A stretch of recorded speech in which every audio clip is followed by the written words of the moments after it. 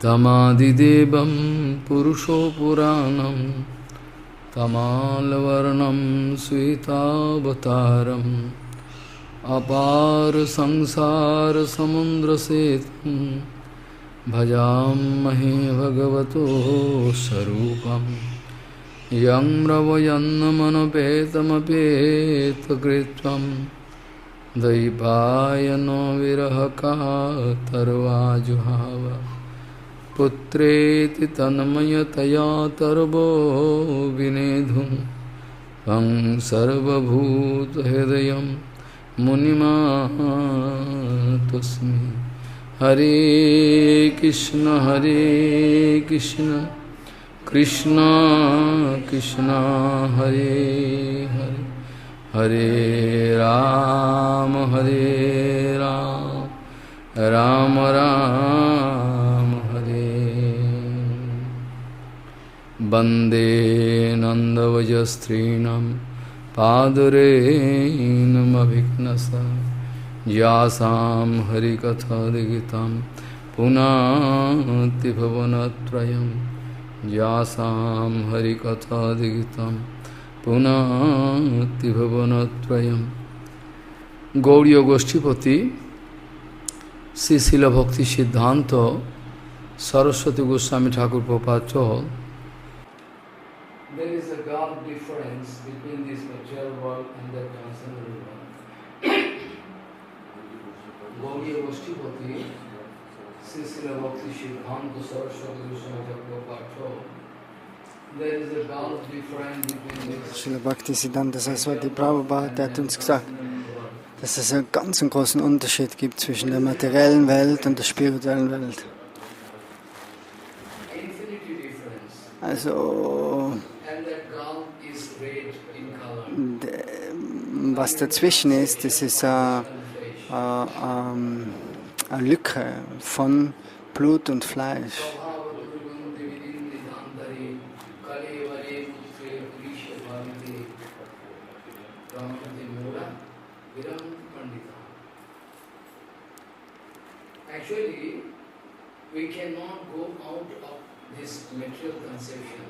So, das materielle Konzept ist ganz schwer zu überwinden, fast schon unmöglich. Und zur selben Zeit mit dem materiellen Konzept ist es auch nicht möglich, Krishna zu verehren oder nach Golok Vrindavan zu gehen und wirklich über Krishna zu hören und chanten. Speziell die geheimen Lila, so Anarthas haben da kaum Platz. Das ist unmöglich.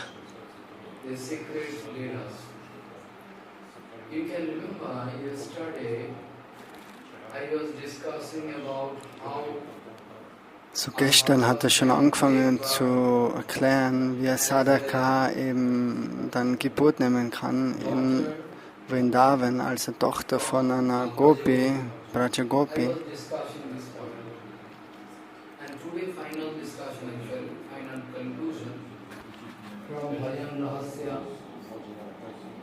From different scriptural analysis, we'll have to discuss this point. So, es sind viele Anweisungen da in Prem Bhakti Chandrika, Prarthana von Naradam Das Thakur, von Bhaktivinoda Thakur. Und das gehen wir ein bisschen durch. So, wie ist es möglich für einen Sadhaka, der was Nitya-Siddha sein, von denen spricht er jetzt nicht. Die Nitya-Siddhas haben schon immer ihre originelle Nitya-Sarupa, ewige Form. So, das sind die, was in die Welt kommen und uns eben den Weg zu lernen vom Bhakti. Bhaktivinoda Thakur, Narottam Das Thakur und so weiter. Die kommen und die gehen, das sind auf kompletten spirituellen Ebene, Nitya-Siddhas, das sind ewig perfekte Seelen. Aber Sadhana-Siddhas sind die was praktizieren. So ein Sadhana, ein Praktizierender, ein Sadhaka, wenn er dann wirklich die Barmherzigkeit kriegt von dem Raganuga Bhakta und unserem ganzen GuruVarga, Nachher kann er irgendwann mal die Stufe erreichen, dass er auf die Stufe kommt.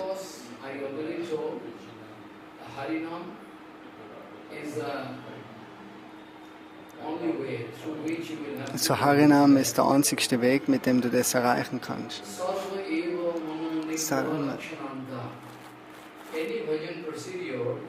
So jeder Bhajan-Prozess, als allererstes muss man Kontrolle über seinen Geist kriegen. Ohne den Geist zu kontrollieren, kann man gar nicht anfangen, ins Bhajan zu gehen. Vishuddha, reiner Geist, so Sadhusanga ist ein wesentlicher Faktor für das. Durch Sadhusanga sind viele Devotees, die was eben die Lotusfüße von Krishna erreicht haben. Brajabhavi Gopi heute Hoibe Svabhav. So Narotam Das Thakur im Prem Bhakti Chandrika, der schreibt, Brajagovi Bhava Hoibe Svabhav.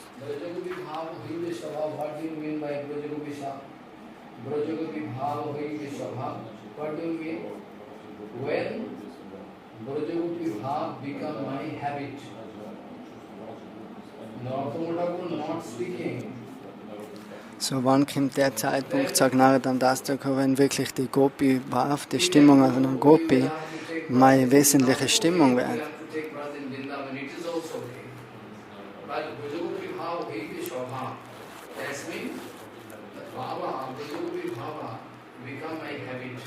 So ist ganz natürliche Stimmung dann in mir. Gestern hat auch viel vorgelesen von Prabhupada, um den Punkt mehr zu erläutern. Andere Gruppen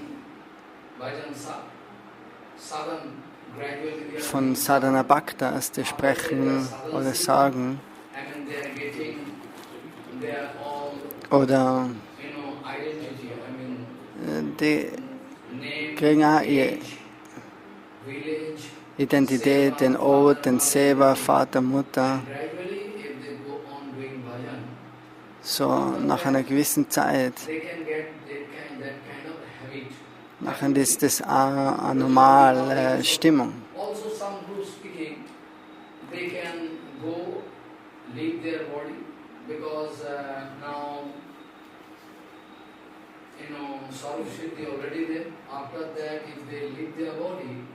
So, wenn du in dem Leben Sarup Siddhi erreicht hast, dann kommst du zu Vastu Siddhi.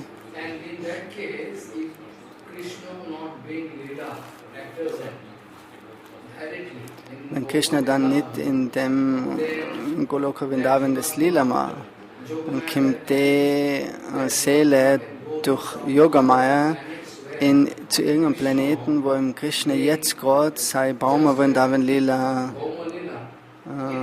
praktiziert. So, die werden dann da geboren von dem transzendentalen Körper einer Gopi in Vrindavan. Brajabhavi Gopi Hoibe Svabhav. In Gaudiya Siddhanta ist,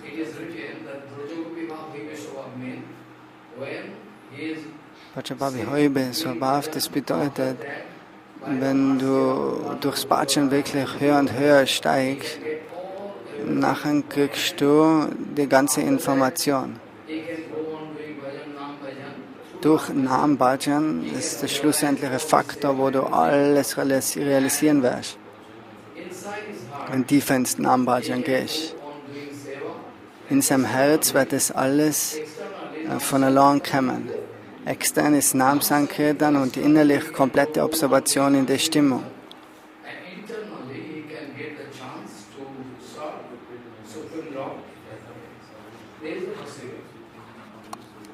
Also, actually, it is actually Bhajan Rahasya. This book is Bhajan Rahasya old, very old so.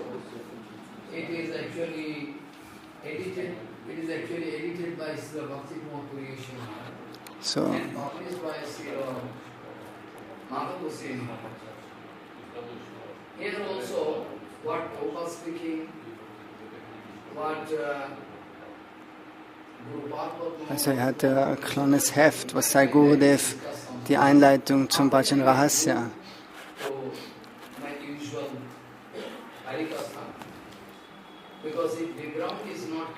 So er mag dem jetzt ein bisschen einen Hintergrund machen.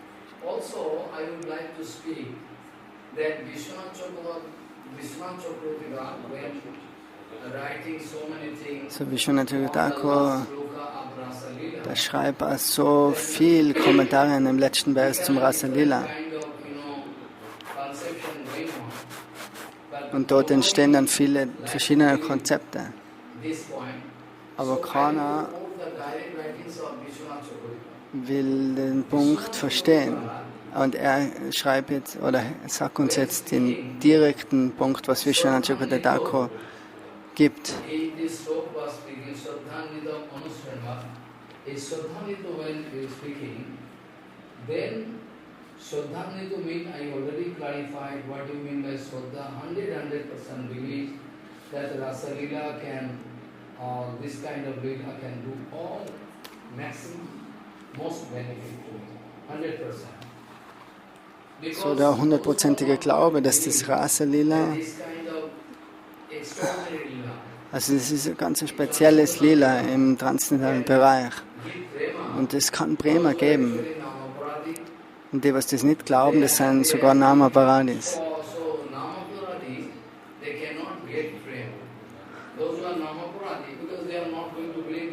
So Nama-Paradis können niemals die Prema kriegen. Wie und wann und für wen es ist, das hat er alles schon diskutiert.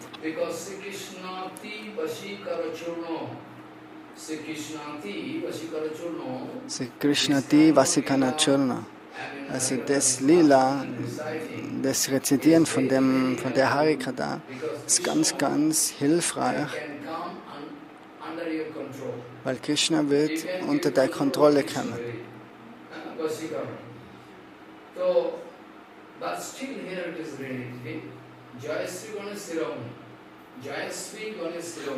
Aber doch ist es geschrieben, Jaya Shri Ganashimane. Sarvalakshmi Mai Radharani und all die Gopis, die besprechen in der Gopi Gita, Chayatiteya, die kam Janmana Vraja und so weiter.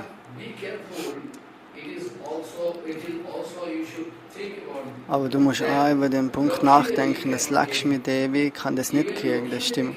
Lakshmi Devi hat keinen Eintritt in das Rasa Lila. So Vishwanath Thakur sagt eben, Lakshmi Devi hat auch keine Anata, sie ist eine Shakti. Warum?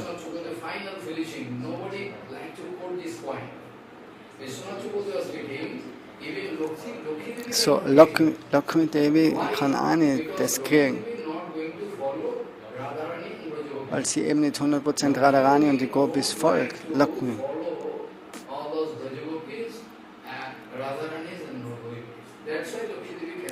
So deswegen hat sie keine Chance, in das Rasa Lila zu kommen. So sie versucht, aber doch die Gemeinschaft von Krishna zu kriegen. Bei Tapasya in Belwan, immer noch. So Vishwanath Thakur, der sagt zu dem, gibt einen Kommentar. Also der Endpunkt von Vishwanath Thakur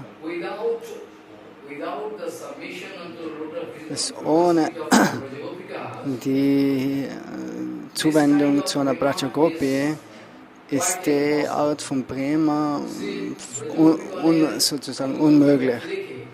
Anugatya, es muss unter der Folgeführung und dem Nachgehen aus einer Gopi, Vraja Gopi sein.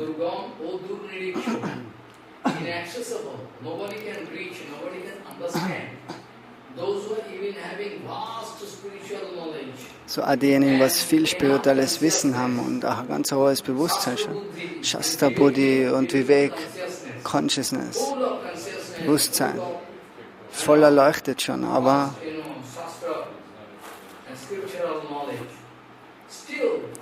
Aber doch, solche Leute können nicht Eintritt kriegen in das Rasa Lila. Ohne, wenn du wirklich die Vraja Gopis folgst.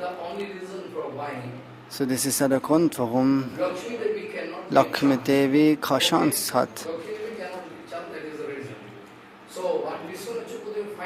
So Vishwanath Chakravarti, der schreibt jetzt, niemand will.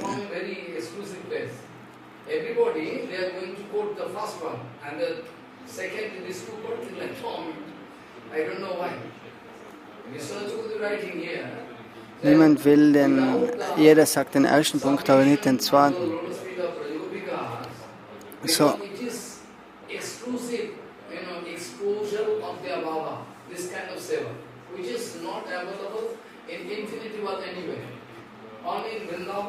Weil die Stimmung, die ist nur in Vrindavan möglich.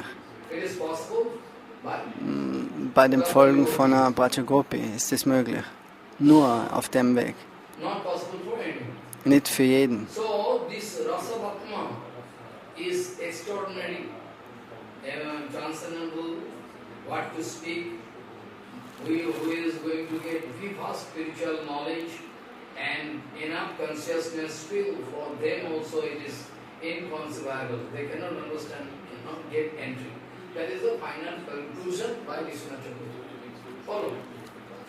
Also, Vishwanath Chakravarti was writing one end point that in this Rasa Lila last shloka, So Vishwanath Chakravarti schreibt zu dem Vers Vikrididam Vishnu.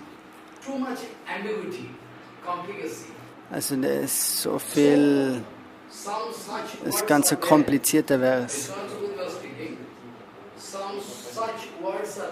So ein paar Wörter sind drinnen, was wirklich keiner verstehen kann.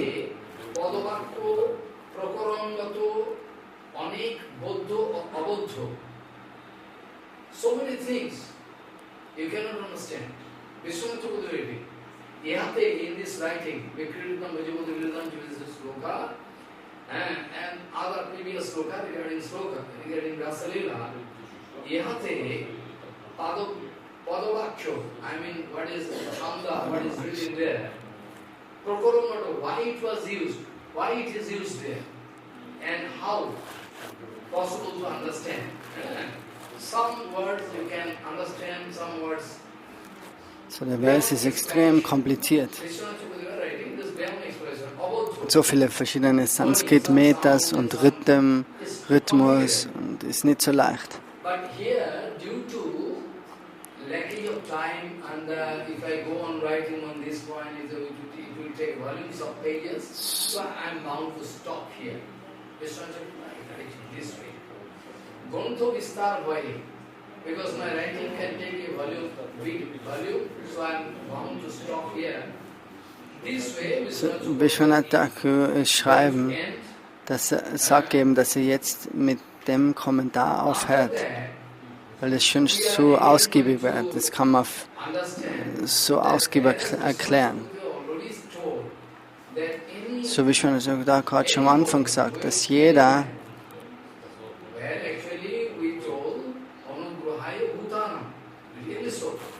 Anugrahaya Bhutanam. Manchmal sprechen ein paar Kommentare, die sagen, es bedeutet, die was schon fast ihr volles Bewusstsein erreicht haben. Und Keshav Goswami Maharaj, was wir konnten.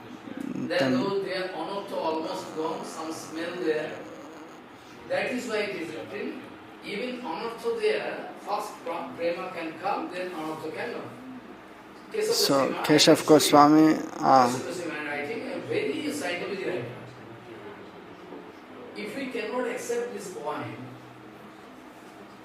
sagt der Keshav Goswami, sagt, aber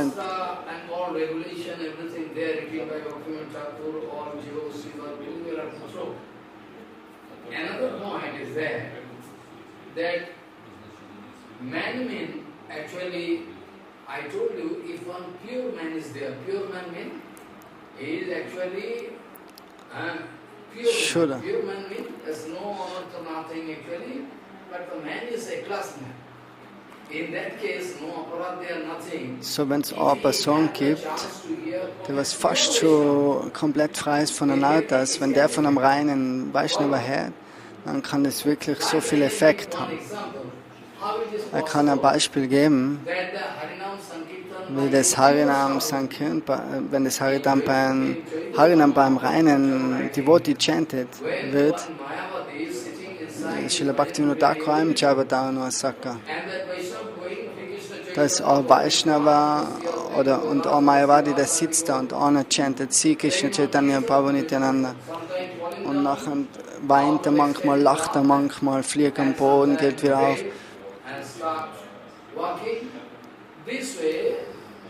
Und der ist dann angezogen gewesen.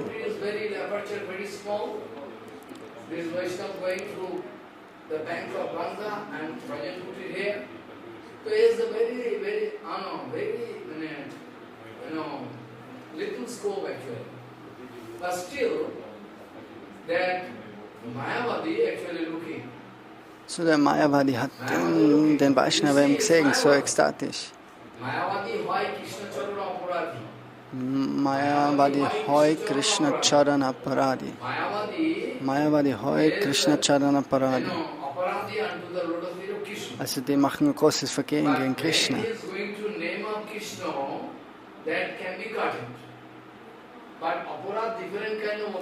So, es gibt viele verschiedene Arten von Apparat, nicht nur eins.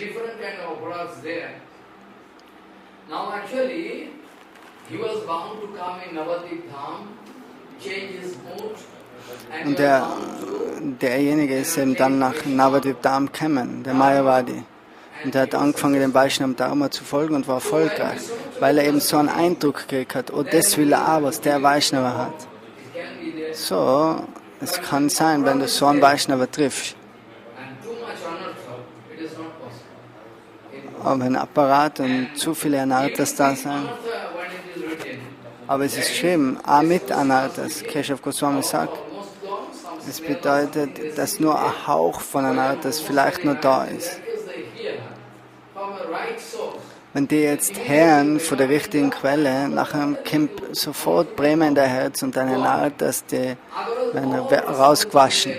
Ansonsten kannst du alle Bhajan-Bücher, all Bhakti-Rasamrita-Sinn und all das in die Ganga werfen. So Bhakti Puri Goswami Parahamsa Gurudev in seiner Einleitung von dem Bhajan Rahasya. Also, da gibt es auch die Einleitung von Prabhupada auf Bhaktivinoda Thakur.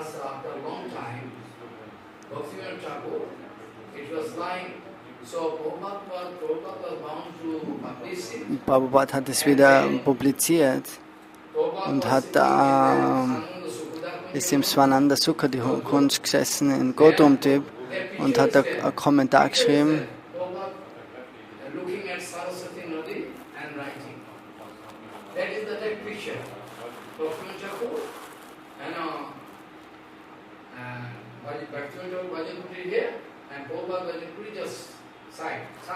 Das ist ein Bord, das ist in einem Haus, das Bhajan Kutir von Bhaktisiddhanta und Bhaktivinoda Thakur.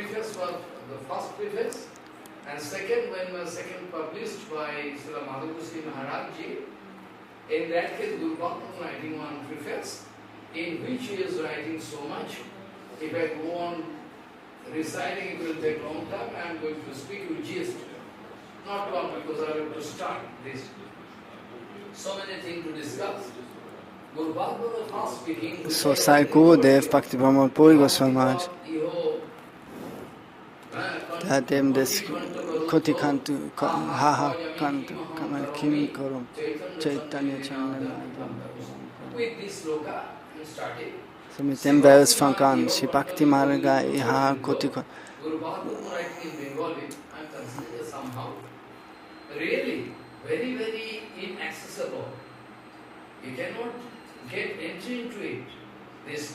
So, du kannst keinen Eintritt kriegen in dem Rasa Tattva.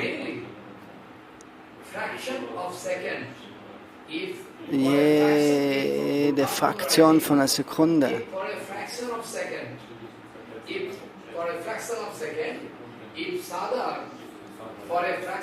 So wenn der Sadhaka für nur eine Fraktion von einer Sekunde von dem Anugatya rauskommt, von seinem GuruVarga Rasacharya, ist wirklich in Bhajan erfahren, nachher hast du keine Chance. So, er wiederholt es, wenn der Sadhaka nur klein wenig abweicht von dem Shuddha Bhakta Saraswat, von Raga Bhajan Vigyan, von dem Wissen von Raga Bhajan. In that case, then, in each and every state, the question of fall down can arise.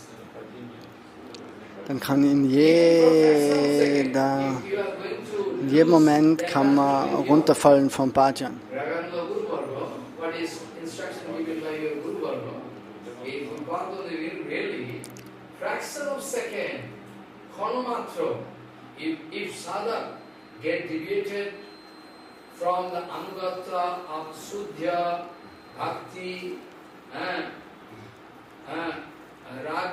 Rasikacharya, Ragvajan Vijna.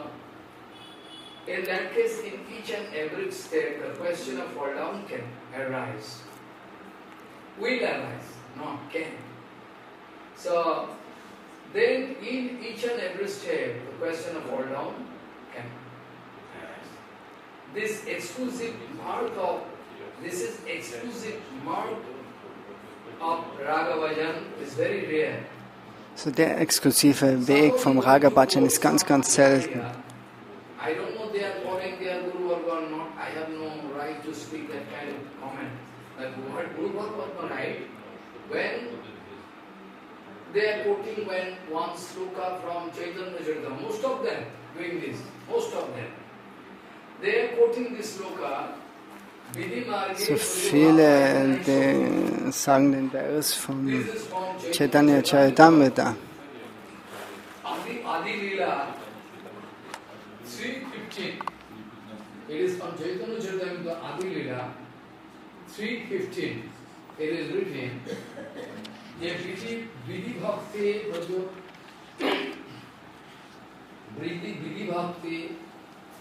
Brajo Bhav Paite Nahi Shakti. By Vidhima, you are not going to get the scope to enter into Raganuga Bhajan. GuruVarga was speaking, some Acharya, some Also bei Vidhima kannst du keinen Eintritt. Viele Acharyas sagen das. So, das Vidhima hat keinen Eintritt in Raga Bhajan. Das ist, warum viele da drüber springen. Aber Guru Bhadabhatma sagt,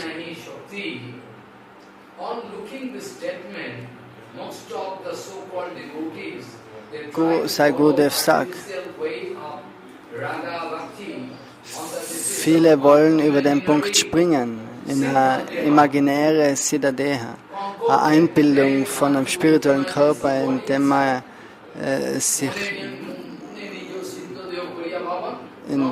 über den man meditiert und dann denkt, in Bhajan Lila einzutreten.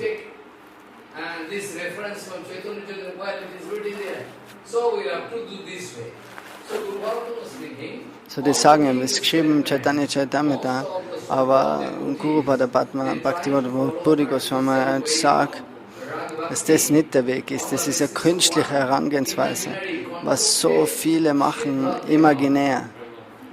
Also es ist auf keinen Fall möglich.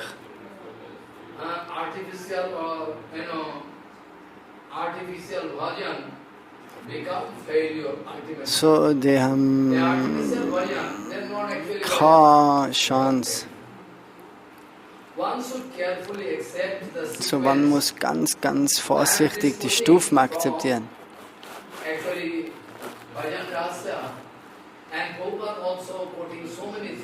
Srila Prabhupada, der sagt auch so viele Male über die Bunke Anmerkungen. Das erklärt er dann noch später. So, man muss ganz behütet aufpassen, dem Shikshastra-Kampf folgen.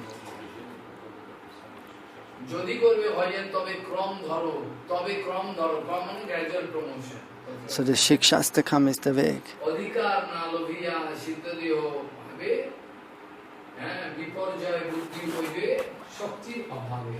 Due to the lackage of chit-ball, sufficient power, because sufficient power can be the chit-ball, but that special chit-ball, special power to do Raganuga. So für Raga Bhajan brauchst du spezielles Chitbal, transzendentale Power, Kraft vom GuruVarga. Priya Swarupa, Daita Swarupa, Prema Swarupa, Sahaja Virupa. So Rupa Goswami ist fast eins mit dem Herz oder ist eins mit dem Herz von Chaitanya Mahaprabhu. Warum?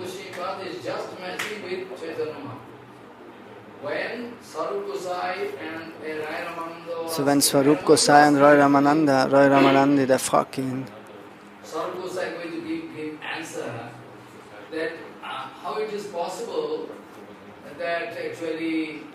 that Rupa Goswami can understand the total moods, whole heart.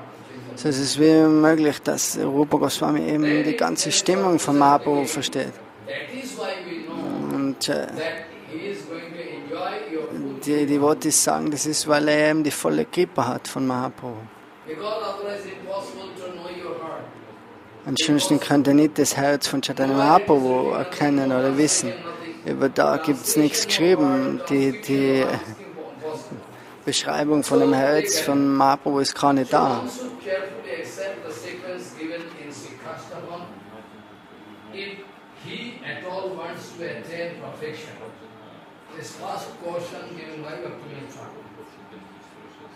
By observing the activities of sadhus, sadhur acharan dekhi. You try to watch pure sadhus, but by observing the activities of sadhus, beobachte die why Sadhus, they are doing this, that, was die machen, warum, wie und was. Das ist eine Bhajan-Prozedur. So by Prozess. observing the activities of sadhus, one can attain a pure intellect. Und du kriegst durch das einen reinen Intellekt, Shuddha Buddhi. So by observing the activities of sadhus, sadhus mean pure sadhu, not ordinary sadhu. Standard. So Sadhu ist Standard, das ist ja nicht irgendein Sadhu, ein reiner Sadhu. After achieving Siddha Deha, when you go on doing bhajan, you are following pure Shuddha Guru Vaishnava, accordingly you are trying to rectify yourself. At the same time, you are absorbing. So, du musst komplett in Namen Bhajan absorbiert sein, wirklich vom Herzen, oh Harinam, gib mir die Kripa, bitte, bitte. Und dann eines Tages, so alle Yama-Kirtans, Bhaktivinoda Thakur sagt, First of all, Bhaktivinoda Thakur quoting Sikhastaka one sloka. das Shikshastakam. And after Jamakirtan is over, when writing conclusion, Bhaktivinoda writing Lila Chintua Korasam Kirtan. Lila Chinta Korasam Kirtan. It's one kind of blessing.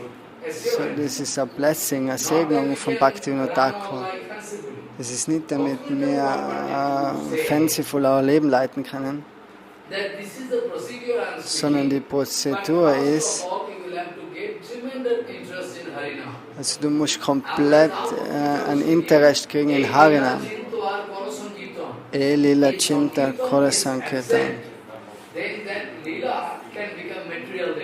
So, wenn das Kirtan nicht da ist, nachher kannst du über materielle Hero und Heroin denken. So in that case it is written that after achieving Siddha Deha, So, nachdem du dann du chantest Harinam mehr und mehr und dann hast du die Barmherzigkeit vom Raganuga Gurudev, du kriegst dann wirklich die Information über das Siddha Deha. Und nachdem du Siddha Deha erreicht hast,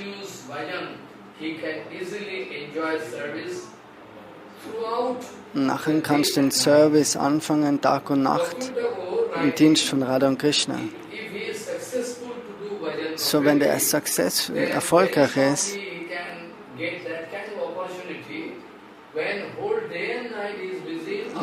wenn er wirklich Tag und Nacht beschäftigt ist in Astakali Lila. Es ist nicht nur all our GuruVargas speaking, it was, one vivid example in his life. Because Bhaktivinoda last time when he retired, and before retiring he was going to discover the Mayapuzam, he said so many. They go Ravi Sari by the order of Jagannath Das Babaji Maharaj, so many things. He was doing bhajan after taking, Vanprastha, fast to Vanprastha and doing bhajan in Suravikunja, fast Suravikunja. After that, after retirement, making bhajan kuti there, that is Sananda Sukadeva. First, he started doing bhajan here in Suravikunja. And that Suravikunja is still the place, and when Bhaktivinoda was doing bhajan, all night doing bhajan. Taking rest for 2 or 3 hours. So Srila Bhaktivinoda Thakur im Swananda Sukhadukunj, der hat 2 Stunden geschlafen und hat die ganze Nacht Harinam chanted und hat gesehen auf der anderen Seite, dort ist ein ganz großes Licht.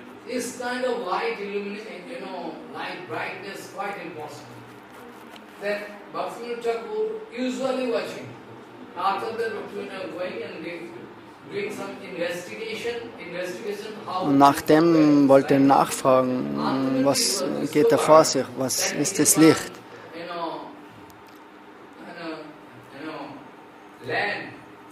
Und dann hat er herausgefunden, dass das ein Land ist, wo die Muslims keine Möglichkeit haben, irgendwie irgendein Gemüse oder so anzupflanzen, sondern nur Tulsi wächst da.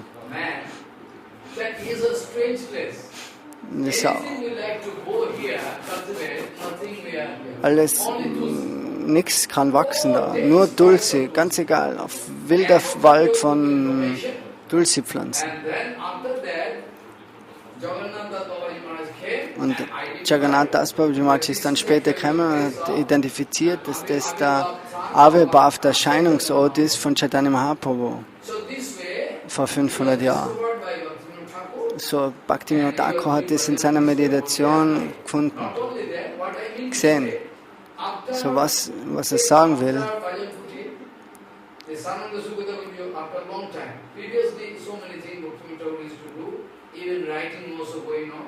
After that, at last moment, after taking Paramahansa base, especially after taking Paramahansa base, Bhaktivinoda Thakur gradually getting off from this country. Nobody can meet with Bhaktivinoda Thakur. He is the exclusive mood. Always doing Harinam, sitting in a bhajan kutir. And one very nice Gaur-Gada Vigraha, Gaur-Gada, very nice, I have picture. That Vigraha is stolen. I have picture. Many times I publish in different books. Original picture. After that, Prabhupada also, according to the desire of Bhaktivinoda, again established it, Gaur-Gada Vigraha. Also, der Gaur-Gada Vigraha, der war ganz klein. Und das war in dem Bhajan Kutir von Bhaktivinoda Thakur.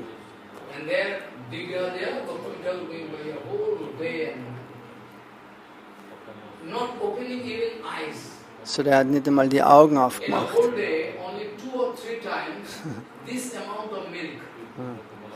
Also am ganzen Tag hat er vielleicht ganz wenig Milch getrunken.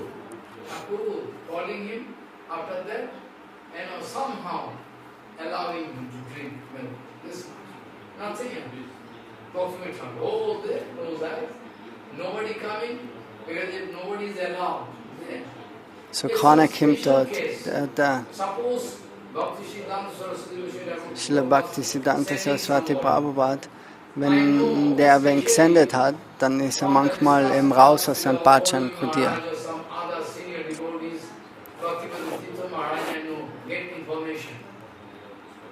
whenever it is special, by the instruction of Purva Raga, then actually Krishna Maharaj So Krishna Das Babaji Maharaj war sein Diener. Und Bhaktivinoda Thakur ist immer Tag und Nacht absorbiert gewesen in Harinam, hat nicht mehr die Augen aufgemacht, nur ganz, ganz selten hat er ein Glas Milch getrunken, was ihm auch.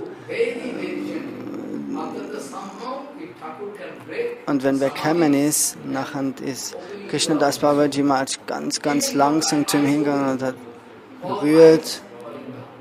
Und dann hat er gesagt, oh, es ist eben jemand gekommen von Besuch von Bhaktisiddhanta Saraswati. Und hat er langsam aufgemacht, die Augen.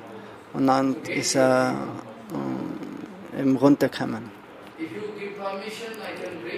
Oder der Krishna Das hat ihn raufgebracht, wenn er eben das erlaubt hat.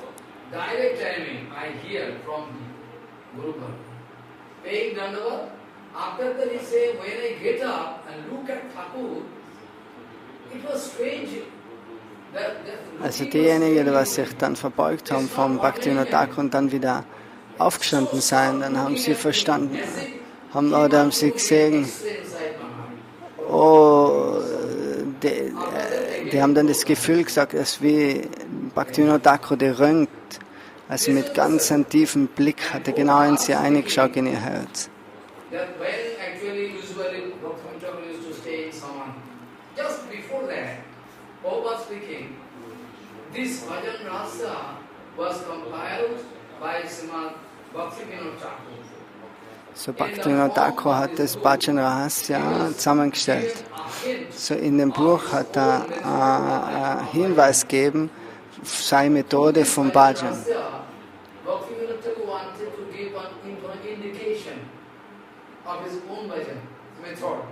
Not only that, I heard from my Guru Maharaj and GuruVargas, Gauro Mangal Dadasakam, Sri Gauro Mangal Dadasakam, one, written. I already published it, and maybe 12 years back. I have that book, but I do not read Bengali, I cannot give you. If you can read, I can give. I have. I already published, long before.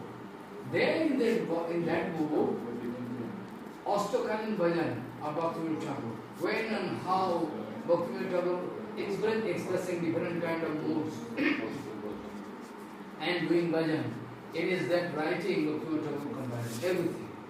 Total information about what is the mood of Bhaktivinoda Thakur. Now what Purva wants to speak in his preface note of that Bhajan Rahasya, I am interested to speak, project this point before you, so that no fighting mood can arise.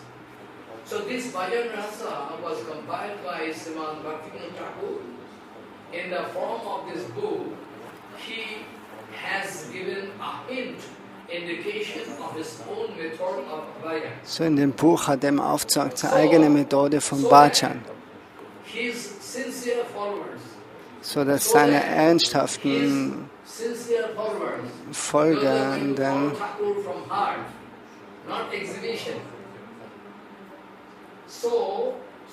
so that his sincere followers may have a guideline. So dass die eine Linie haben und Bescheid wissen, wie man den Raganuga Bhajan anfängt. Und davor ein paar Jahre zurück hat Bimala Prasad geschrieben.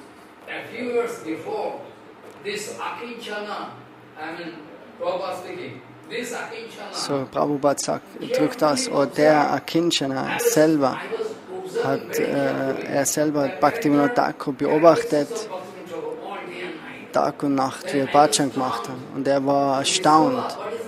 Oh, was ist die Stimmung, was in ihm ist? Tag und Nacht hat er Harinam chantet. Manchmal spricht er den Vers, manchmal weint er. A few years before, this Akinchana carefully observed him reciting the slokas mentioned in this book. I already mentioned because it was compiled by Bhaktivinoda Thakur, it was kept, but usually Bhaktivinoda was speaking, Prabhupada speaking. He is not going to recite in front of somebody. He is doing very enough, sometimes speaking this word. And sometimes laughing, sometimes crying. This. So a few years before, this Akinchana carefully observed him.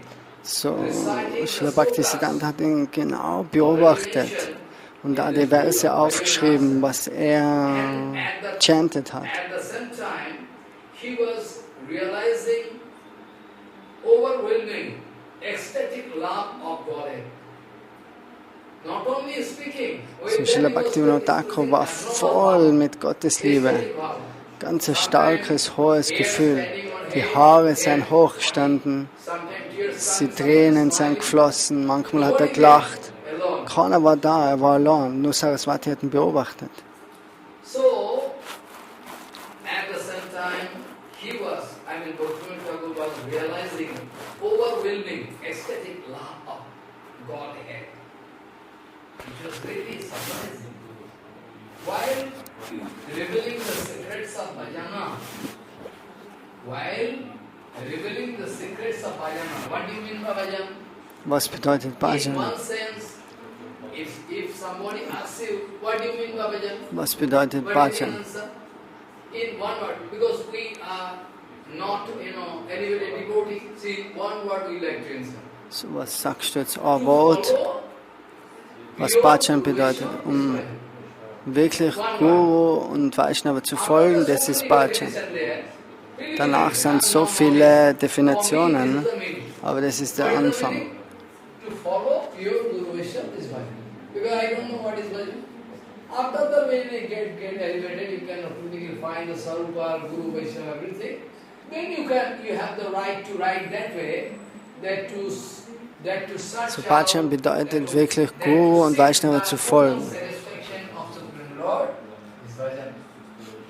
All the time to seek the satisfaction of Supreme Lord is bhajan. That you can write. So now Purva speaking, while revealing the secrets of bhajan, it has been narrated in this book. So wenn du dann später immer die Zufriedenheit suchst von Krishna, das nennt sich Bhajan. Remains a connection with the gross and subtle bodies. Quite natural. Archan is a So es gibt Archan. Archan ist der Weg, der was gefolgt wird bei kann-ich-DE. But not that it is always perfect. When Prabhupada doing Archan, Wenn Prabhupada, Srila Bhaktivinoda Thakur, Bhakti Pramod Puri Goswami, wenn die Archan machen, der Archan ist nicht kann-ich-DE, das ist Divya Vrindaranya Kalpadumada, die Stimmung, die sehen Vrindavan, die haben die Stimmung.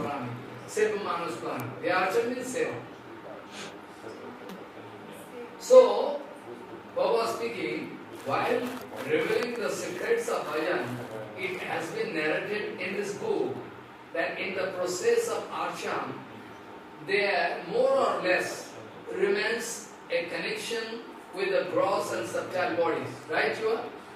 Automatically. Archan means some matter there. So Archan, du bist da noch in der körperlichen Auffassung, so du bist nicht wirklich, deine Anartas sind noch immer da, so du musst Archan machen. Es ist ohne Archan unmöglich. Ohne dem kann der heilige Name nicht kommen.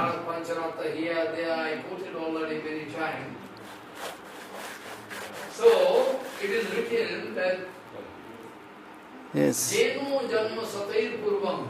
It is written. Jenu janma satair purvam vasudeva samarchitam tan mukhe harinama nitastani bharata. Those who are listened to us about Archan, they like to jump into Raganuga bhajan. They cannot cut even material bondage. Also du musst Archan folgen zuerst. Du kannst nicht einfach so in Raganuga Bhajan springen. Für lange Zeit.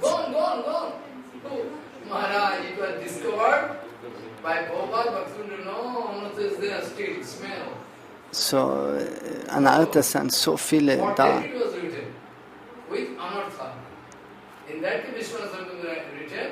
that first in that case Prema can come, they are for a long time doing well. Then after that they receive you can. So die, was wirklich für lange Zeit schon Bhajan So machen. Archan Und means nur mehr Hauch von einer Artes ist da. Die kennen das Herrn, das Rasa Lila. material body and fine body. Archan ist immer in Verbindung mit dem feinstofflichen und grobstofflichen Körper in Verbindung. In that case you are going to get successful. Because in that case, Tabo Alpo Sutti, Tabo Alpo Puti Sutti, Pai, Ugrata Ugrata Patura Jai, Linga Banga Hoya Ananasha Hai. You are not doing kirtan, I am very sorry. You are not doing kirtan. It is written, Bhaktivinoda writing. Sila Bhaktivinoda Thakur in dem Kirtan, der sagt Linga Banga Hoya Ananasha Hai, ganz leicht. By the appearance of pure Harinam, Linga Banga Hayanas. Linga Banga Hoya In the Ananasha. realm of bhajan, if you are at all thinking about actual bhajan, So wenn du wirklich also it is written bhajan procedure, archan is one, but actually bhajan is totally archan weak, because how to explain? Those who are ordinary devotee cannot understand. So within this paraphernalia, we are going to take this as granted. The archan is also for conditions they can try and again. so Archan ist etwas, wo die Kanishtas immer versuchen, mehr und mehr weiterzukommen. Freed from gross and subtle designations is directly engaged in the service of Supreme Personality. I am again reading. In the realm of bhajan, when you are already So in der Realm von Bhajan, wenn du schon erhöht bist to actual level of bhajan, auf einem gewissen Level, when you have pure Harinam already, you start. nachher wenn der reine Harinam kommt, Whether Prabhupada many times speaking, without having establishment. Until and unless you are established in Sambandha Gyan, ohne dass du in dem wirklichen Sambandha-Gyan etabliert bist, until and unless you are totally established in Sambandha Gyan, that's mean already pure Nam started. nachher fängt der heilige Name an zu kommen. Prabhupada writing this way, until and unless you are going to be established in Sambandha Gyan, you cannot start actual bhajan. So ohne dass du wirklich in dem Sambandha vertieft bist Totally discovered. Actually, oder anfangen, nachher kann wirkliches Bhajan anfangen. So kann Sambandha-Gyan, wenn du das nicht hast, das kann dir nicht erlauben, dass du Bhajan anfängst. That is why you cannot do Hari Bhajan, Harinam properly. But what Prabhupada wanted to say, in the realm of bhajan, when you are already elevated up to that level, the embodied soul, freed from gross and subtle designation. You have no martha abhiman, material. You have no abhiman. Abhiman means false ego. Who am I? Follow, like Ambarish Maharaj. He is Saptadi Adhipati. But Ambarish Maharaj having no false ego. I am the king of Saptadi. So Ambarish, der ist komplett frei von seinem falschen Ego. Der denkt nicht, dass er König ist.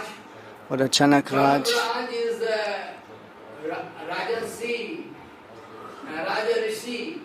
Raja, who is Raja, is Rishi.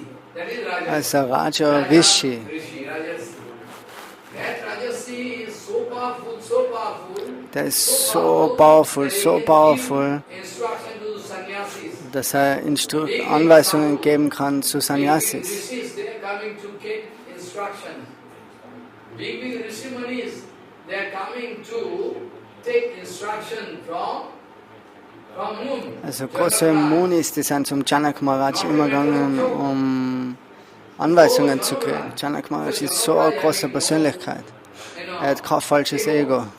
But one ego, pure ego is there. Er hat ein reines Ego von Krishna Das. So it is written in the realm of bhajan, the embodied soul freed from gross and subtle designation. That's why Chaitanya Mahaprabhu wrote, na Vipra, na Narvati, na Vishwana, Sudra, na Ambadi, na Jagyapatra, na Monosadiva, Monosadiva, Kinto Pratandigala Paramananda. Here, Gopi Bhaktan Padagamalaya Dasadasan. Why Prabhupada wrote? Why Mahaprabhu wrote it? to give us complete idea about what do you mean by Bhuta Suddhi. Bhuta Suddhi means? What do you mean by Bhuta Suddhi? Can you speak what do you mean by Bhuta Suddhi? Bhuta Suddhi means totally we have to clean your heart from false ego. When false ego gone, then Swarup Siddhi can appear, you can realize you are Krishna Das. And the realization, and that kind of realization can take a maximum, topmost, when Chaitanya Mahaprabhu speaking, when you are getting Swarup Siddhi, you can feel that Jive Swarup Hai Krishna Nitya Das. So in Swarup Siddhi, dann fühlst du Jive Swarup Hai Krishna Nitya Das, dass du Diener Krishnas bist. Topmost uncovered expression of your. Und Chaitanya Mahaprabhu, der sagt in Vaisnaham Vipro Nachana Napati Napinavashana Sudo. Er sagt eben Pada Kamala Dasana Dasana Das, dass du der Diener von einer Gopi bist in Vrindavan. So das ist mehr spezifisch. Chaitanya Mahaprabhu ist unser größter Lehrer, aber wir dürfen das nicht missverstehen. Es ist Bhuta Shuddhi. So, brother in the realm of bhajan, the embodied soul freed from gross and subtle designation is directly engaged in the service of Supreme Personality of God. There is an advantage you can get. Follow? Follow, you understand? One who is sincerely engaged in bhajan, also einer, der es wirklich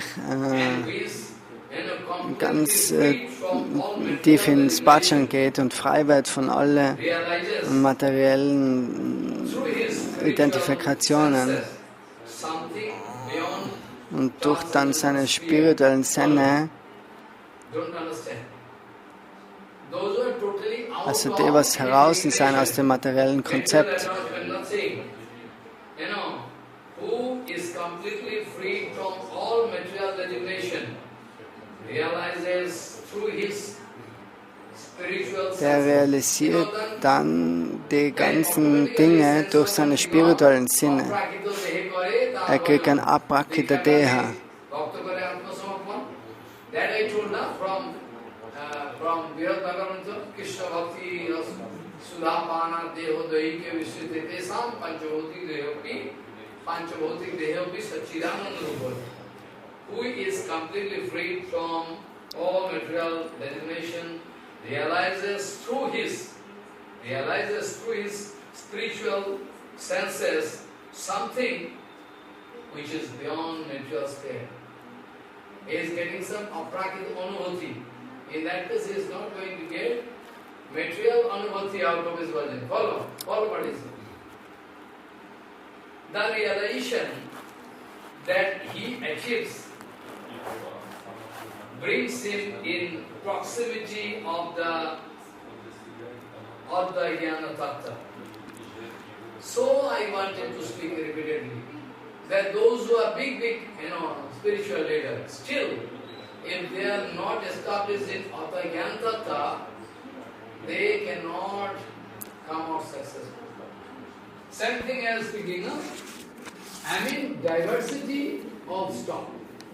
Whatever you see, any beautiful lady, anything, you can think it is actually Krishna, Jnana Tattva.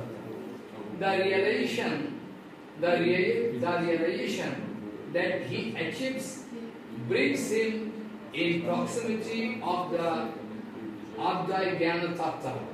Follow? Whereupon he serves on a platform beyond the material senses and times. Then he becomes, when he realizes that everything Jnana Tattva, whereupon, on the basis Als of allererstes ist es wieder zum Realisieren des Advaita Tattva. and the service is going on in that case. Und du Whereupon he serves on a platform beyond the material senses and time. Then material time, space and Du fängst an, so eine Person die macht einen Dienst in der spirituellen Welt, hinter Raum und Zeit von der materiellen Welt.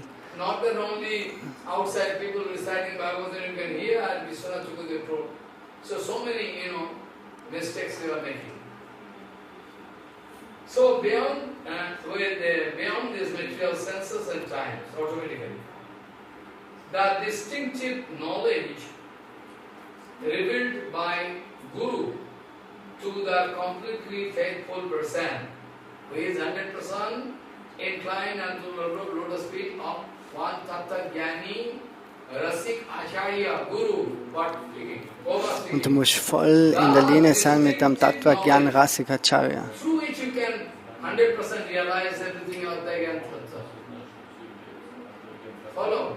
I mean, unity in diversity, diversity in unity you can realize from heart, everything. All the Also, of the Gyan Tattva. Einheit in Verschiedenheit und Verschiedenheit in Einheit. Das ist Advaita Gyan Tattva.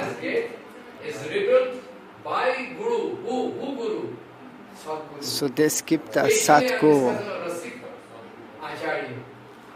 Sadguru to the completely faithful person, who is completely zero vishwas unto the lotus feet of Gurudev. That means he is 100% inclined. Is known as Rahasya. Baba explained, what do you mean by Rahasya? Baba now explained, what do you mean by Rahasya? Srila Prabhupada sagt jetzt, was bedeutet Rahasya. So das vertraute Wissen, was vom Guru zu einem wirklichen Snigdha Shishya geben wird.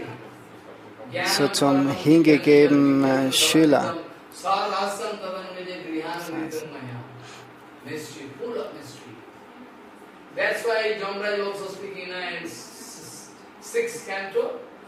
So Jamaraj, der sagt im 6. Kanto, den Vers Guyam Vishuddham.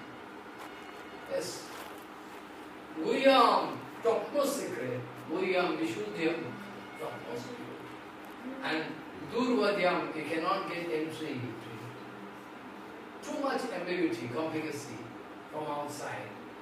You cannot understand how to realize. Forcefully you cannot do.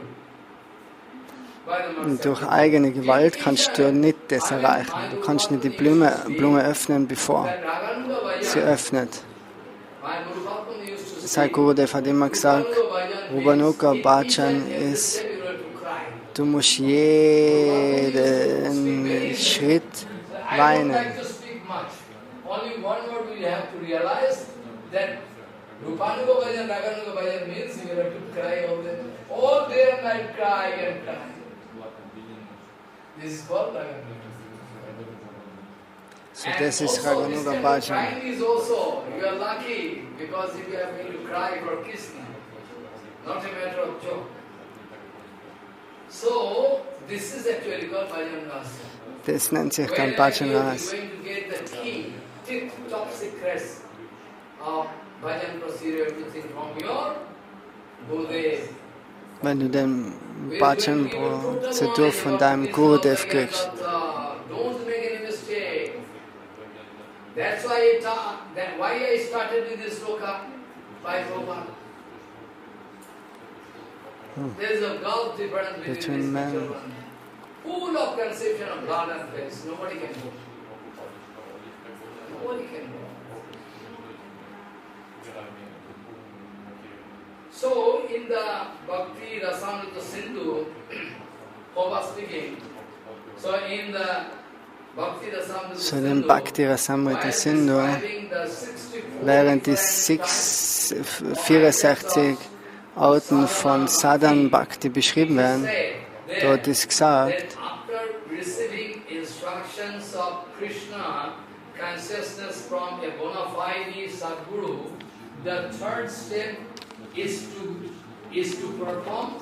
dem du Einweihung gekriegt hast von einem Sadguru, und dann ist der nächste Schritt Verehrung. Adau Guru Badasha, Dasmat Diksha, Jedadi Shikshana. Adau GuruVargas. How to worship Krishna, how to satisfy Krishna, this and all. That's why Prabhupada writing in the Bhakti Rasamrita Sindhu, while describing the 64 different items of sadhana bhakti, it is said there that after receiving the instruction of Krishna consciousness, because if you are at all lacking Krishna consciousness, how I can take it as granted you are initiated? That's why Prabhupada told us, tomorrow I can discuss. Why Prabhupada speaking this way, everybody become angry? How we can understand that you are actually initiated or not? Also wie kannst du wirklich sagen, ob er jetzt wirklich eingeweiht ist oder nicht? Aber wenn Prabhupada über das spricht, dann werden alle ärgerlich. So in dem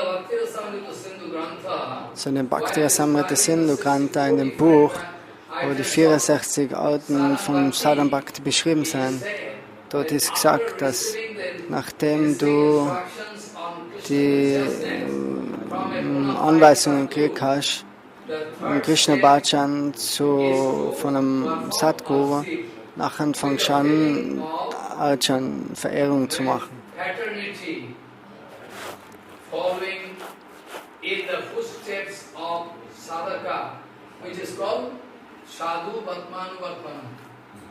Sadhu Vatmantamanmanam.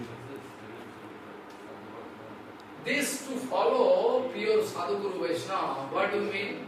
Sadhu Vatmanu Vatmanu. You have to follow your Guru Varga, how they are following, doing by him. So, du musst deinem Guru der folgen, wie der Bhajan macht. Ganz, ganz gründlich. Ihn beobachten und schauen. Und du musst es gleich machen. This is known as the performance of Bhajan Rahasya. This gradual procedure through which So, das ist die stufenweise Weg von Bhajan Rahasya. This is called Bhajan Rahasya. This is known as the performance of Bhajan Rahasya. This one. Und das ist Bhajan Rahasya. Without possessions, who are devoted to the worship of Supreme Lord by the method of bhajan, are free from all material bondage. Persons, those who are having no belongings, they think everything is Krishna's. So die Personen, die was denken, alles ist Krishna, das sind his Kindchen. So it is written, persons without possession, belongings, who are devoted totally to the worship of the Supreme Lord by this method of bhajan, shown by Bhaktivinoda Thakur, are free from all material bondage automatically. The more you are getting attraction for the Prakita Tattva, So desto mehr du angezogen bist vom Prakita Tattva, desto mehr gibst du dein materielles Bewusstsein auf.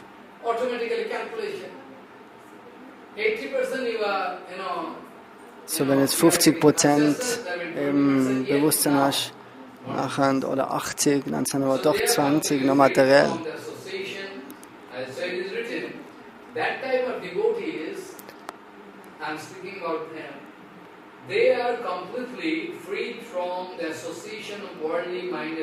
So die Devotees, die sind komplett frei.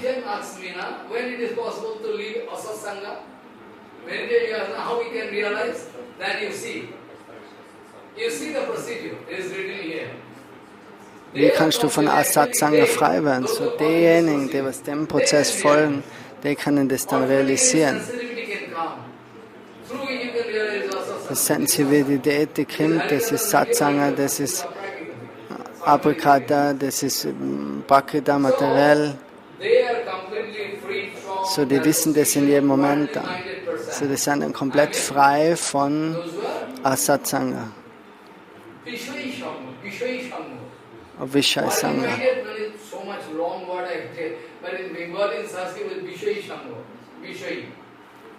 So naturally they are completely free from the association of the worldly minded persons who are bound by various material desires unfavorable to the Krishna consciousness. You are going to live asasana, why? It is not favorable for you. Why Rupa Goswami was writing? So Rupa Goswami sagt, Prabhu, better you can put me inside a cage so besser, and blow fire all du around. bringst mich in einen Käfig, wo du einen Feuerkreis rundum ziehst, als wie die Gemeinschaft mit materiellen Leuten.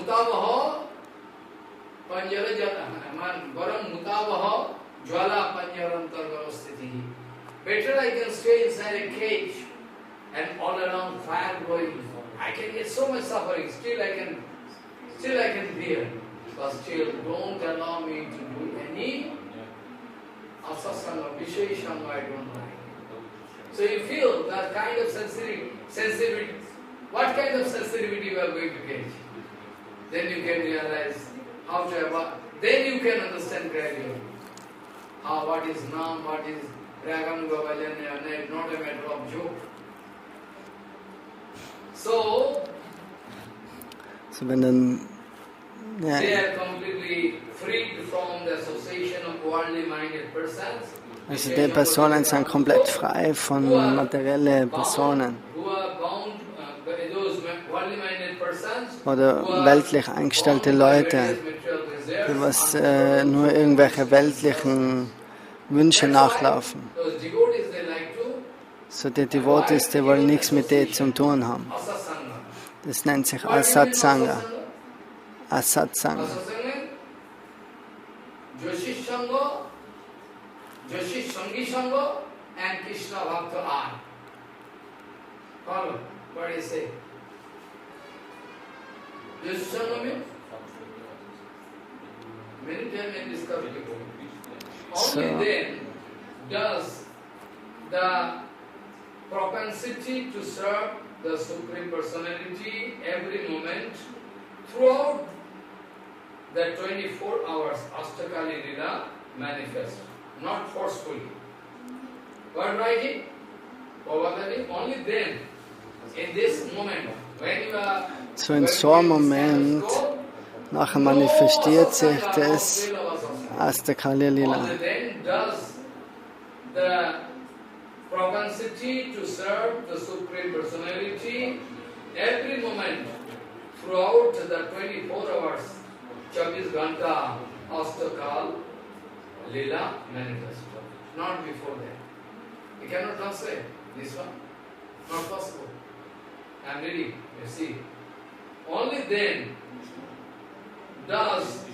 So, nur dann ist es möglich, die höchsten Personen in jedem Moment in 24 Stunden in der Form vom Ashtakali Lila zu dienen, oder es manifestiert sich. Das ist nicht durch Gewalt, dass das erreicht. So die reinen Devotees, die was so ein Ziel haben,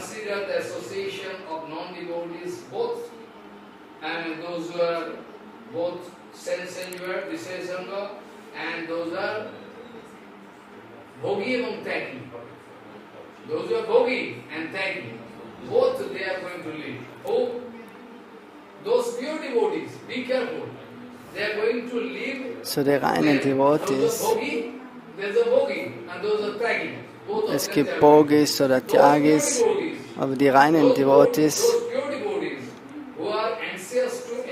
die was wirklich in den Dienst eintreten wollen, die denken, dass die Gemeinschaft von eben keine Devotees, materiell eingestellte Leute, Bogis und Tyagis, die wollen dem aus dem Weg gehen, weil es ein großes Hindernis auf ihrem Weg, ihr Ziel zu erreichen.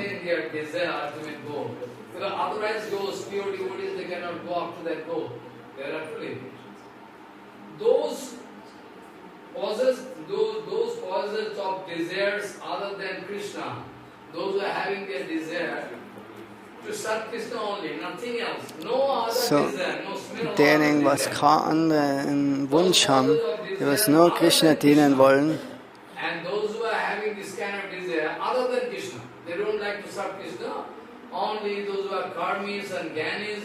so, das sind die, was eben noch viele Wünsche haben, Karmis, Gyanis, die haben keinen Geschmack in den Bhajan-Rasa. Die können nicht wirklich einen Eintritt finden. Für die ist Kraftqualifikation da, in den Dienst von Ashtakal Bhajan einzutreten, welches sich auf der Plattform vom transzendentalen Wissen manifestiert.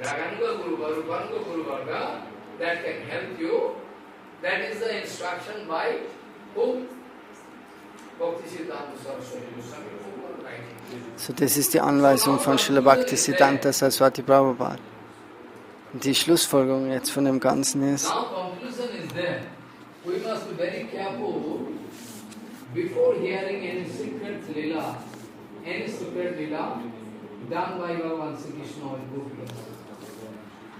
wir müssen ganz vorsichtig sein, die geheimen Lilas von Radha und Krishna zu hören oder über Krishna. Materielle Konzepte, wenn du das anwendest auf die Lilas, das bereitet dann nur Schwierigkeiten und du begehst Vergehen.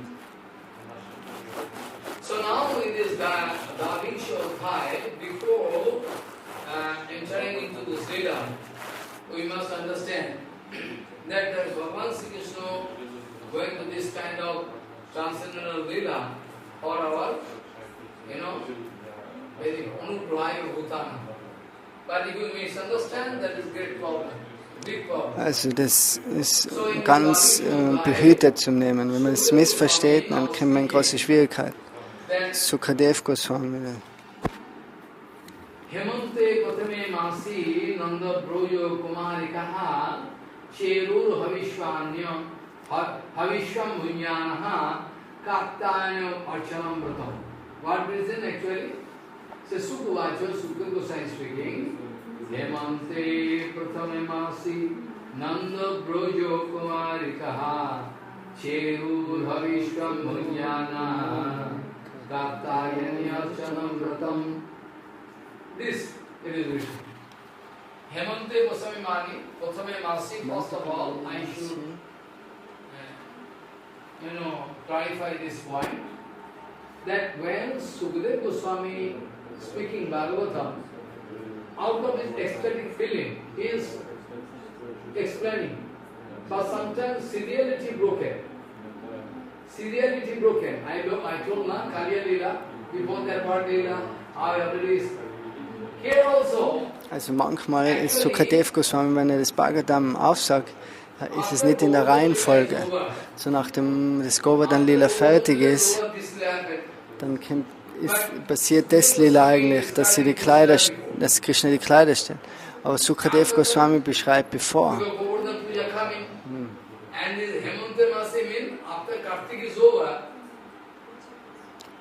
Hemant, yes. Winter. Then after Kartik, I want to say, when the next Purnima coming, Kartik Purnima, from this Kartik Purnima, up to that Agran Purnima, Kartik Agran, it's called Hemantama. 2 months actually, each season having 2 months. Gisho, Varsha, Hemanto, Vasanto, all each having 2 months. Spring also 2 months. Also die Monate haben da 2 Monate in Vrindavan und Bengal, in Indien. So this way actually, it is written, those Hemante Prathame Masi, when Hemanto Mas starting, actually, Hemante Prathame Masi, Nando Brojo Kumarikaha, it means those who are the inhabitants of Nanda Brojo. Nanda Maharaj is the king of Brajadham. So Nanda Maharaj ist der König von Braj. Und die Kumarikas, die leben in verschiedenen Dörfern. Alle kleine Mädchen. Kumari, das die seien ganz jung.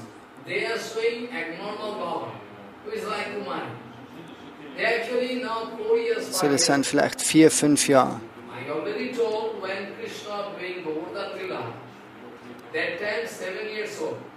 Krishna das Govardhan Lila macht, es ist 7 Jahre. 7 Jahre alt und haltet den Hügel Govardhan.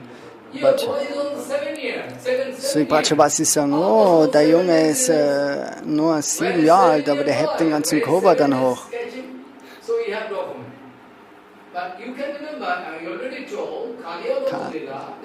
King. So im Kali Daman Lila hat es auch schon erklärt, dass er 6 Jahre ist. Krishna actually manifesting his Lila in Vrajadham up to 11 months or 2 or 3 months. 11 years. When you start 11, after that, staying there for some time. But anyway, in Vrajadham we see, there Kumarika is speaking.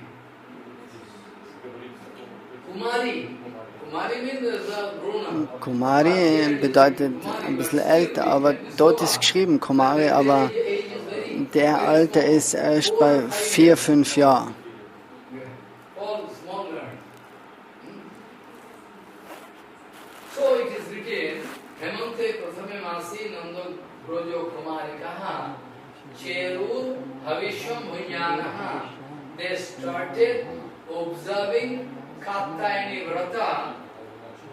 So, die haben das Katyayani Vrat angefangen und haben nur Havishyan gegessen, Kitri. All das ganze Monat haben sie nur Havishyan gegessen.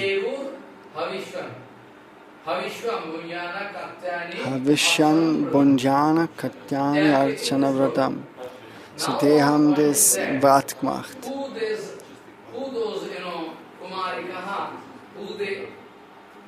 Second point, how they know these small girls, how they know, and why they are doing or why they are going to receive, that is the main question. So I have to give some introduction on this point. Actually, Sukha Goswami is speaking this way. So we already know the Hemante Prathame Masi went from this Kartik Purnim up to the next Arghan Purnim, the whole months. In Vrajadham still today, those Matajis, the Vrajavasis, they are also observing Katyayani Vraja Archana. But this Nando Vraja Kumarikaha, they are actually they are observing this Vraja. How they are observing? Whereas they are small, they have no idea. So, was machen jetzt? Wie folgen jetzt die Kumarikas ihr Vrat, ihr Gelübde? So, da wird gesagt, dass die Kumarikas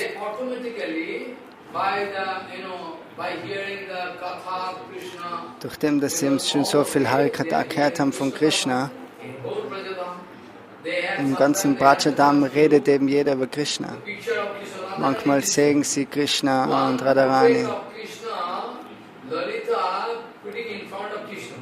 So ein Bild hat einmal Radharani hat Lalita hat ein Bild gemalt von Krishna und hat das Radharani gezeigt. Und von dem Moment wollte sie ihn kennenlernen. Das ist Purva Raga. Hero und Heroin. Ohne dass sie irgendeinen Kontakt davor haben. So alle fühlen sich angezogen gegenseitig. Das nennt sich Purva Raga, obwohl sie sich noch nie getroffen haben. So ist ganz eine tiefe Anziehung vom Herzen.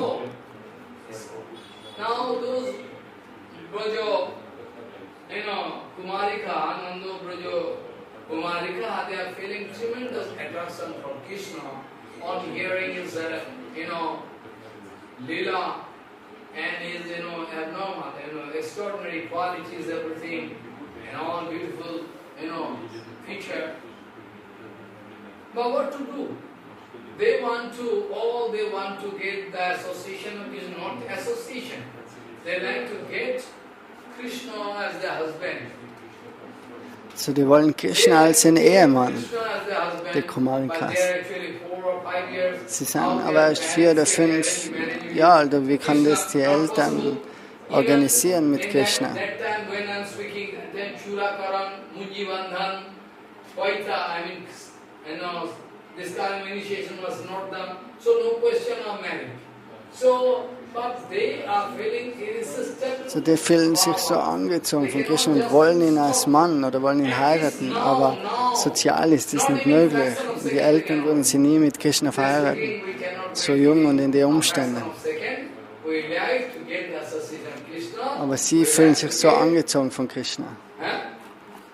Krishna as our husband. Pati. How is this possible? No way possible. They are also small.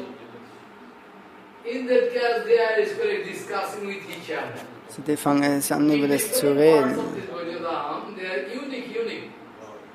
This Vrajadam is unique. They are the small girls, they are growing So die Mädchen, and they get together. die wachsen auf und kommen dann zusammen und tauschen sich aus, gegenseitig, und weinen. Oh, Saki, wie kann man zu Krishna kommen?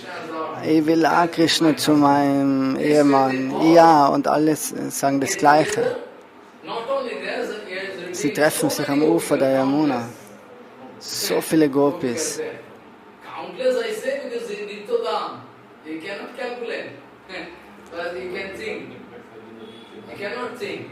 So those gopikas, they are small, Nanda Vraja Kumarikas, they are shedding tears. So die Gopis, die sind ganz ernsthaft, und dass jetzt Krishna eben zu ihrem Mann kriegen, und sie weinen.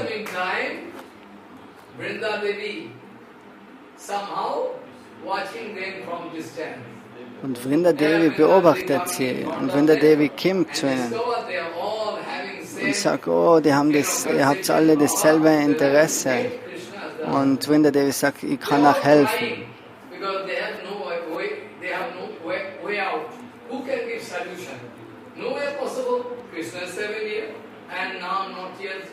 Munji Bandhan, actually Chorakaran, nothing done.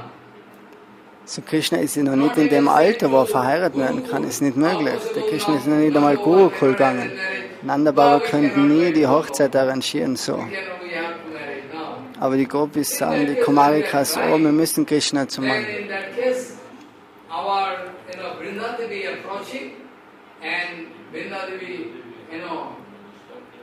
Watching them, they are, feeling that kind of abnormal bhava, Krishna prema. In that case, Vrindavan was, why you are crying, you all? They're speaking, Devi, we like to get Krishna. So, die sagen zu Vrindadevi jetzt, oh, wir müssen Krishna zu unserem Mann kriegen, bitte hilf uns dabei. Und Vrindadevi sagt, oh, ich habe ein spezielles Mantra von der Purnamasi gekriegt.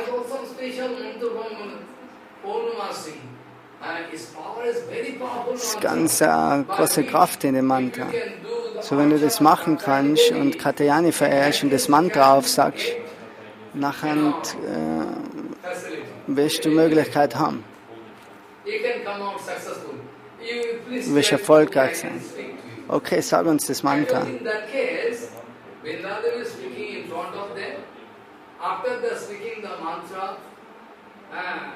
And all those Nanda Vraja Kumarikas went on chanting this mantra whole month. So alle Kumarikas, die chanten jetzt das Mantra das ganze Monat. Und die fasten, kommen ganz früh morgens an dem Ufer zu Yamuna.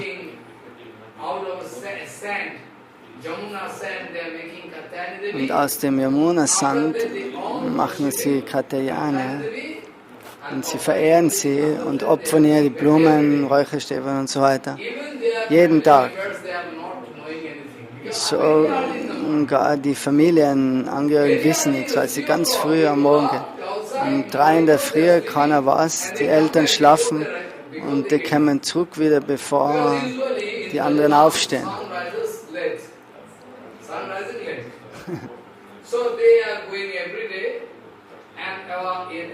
Also im Bratschtag ist der Sonnenaufgang etwas später. One question is there, you are not putting this question in front of me. Our question is that why Vrindadevi not going to advise those, small girls that you can worship Krishna and get Krishna. It's very easy to follow this. So warum sag jetzt nicht, du kannst ja nicht sagen oder fragen, warum verehrst du nicht Krishna, dann kannst du Krishna kriegen. Warum sagt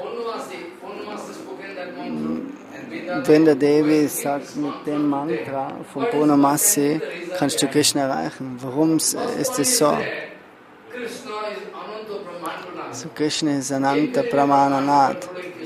Er kontrolliert unzählige Universen.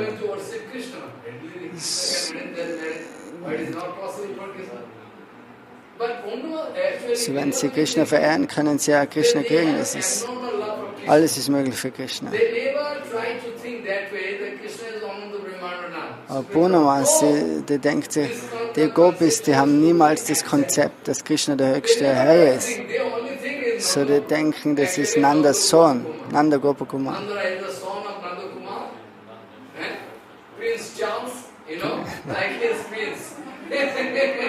Prince actually, very big. Now actually, here, Nanda is the son of Nanda Maharaj. So Er ist der Sohn von Nanda Maharaj. All the way from childhood. So they cannot think that Krishna is Supreme Lord. So, die können nicht denken, dass Krishna der höchste Herr ist. The Rasa Tattva cannot express in full form. So die Vraja Kumarikas, die fühlen qua Aishwarya. So they cannot exchange the love with Krishna properly. To expose for the total exposure of the lava and rasa tattva, they should worship some other deity, so that. So deswegen verehren sie andere Deity, Katyayani, um die Möglichkeit zu kriegen. Govardhan Puja genauso. Nanda und Upananda, Adinanda, wenn die alle zusammenkommen und den Govardhan-Hügel, der Indra,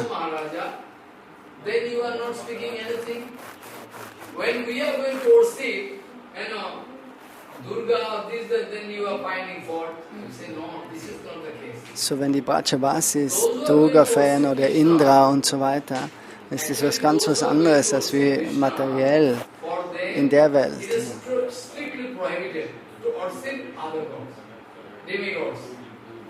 So diejenigen, was Krishna folgen, für die ist es komplett verboten, andere Halbgötter zu verehren.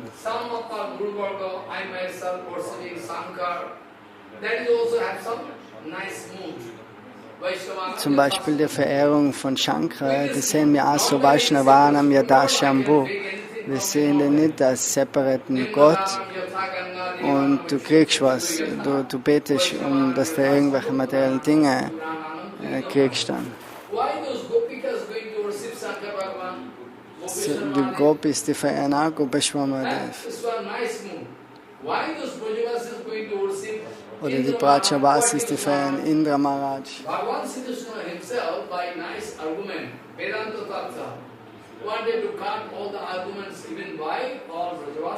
So.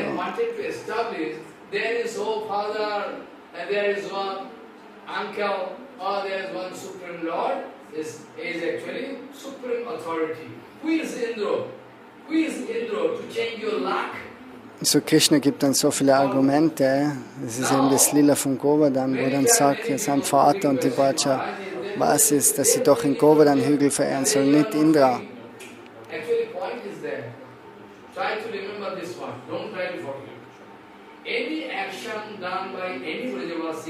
So jede Aktion ausgeführt beim Brajavasi, das ist für die totale Zufriedenheit von Krishna. Indra, that is also for the total satisfaction of Krishna. Because they don't think Krishna is Supreme Lord. If you worship Krishna, if you worship Indra, then Indra can give rain, we can get prayers, then Krishna can get facility to,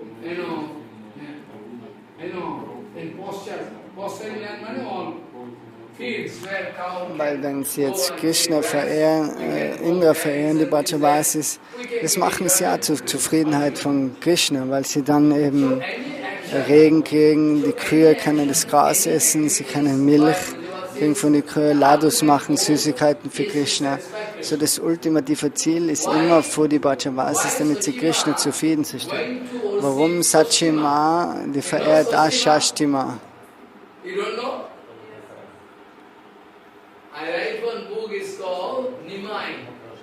Also er hat ein Buch geschrieben, Nimai. Balla Lila auf Krishna, Chaitanya Mahaprabhu. It was edited by Purva, that's why I published. So you see, there actually it is written that Sachima going to worship Sachima with all making cakes and everything and putting inside cloth and going. Because why? Secretly. If I give Nimai going to watch, he can take everything. Also Sachimata, der geht dann auch ganz im Geheimen, wenn Nimai spielt, geht sie und verehrt Shashti Devi mit viele Backwaren und Süßigkeiten. Weil sonst wird niemand das alles essen. So Shashti Devi verehrt sie für den Schutz von Nimai. Weil Nimai, der ist so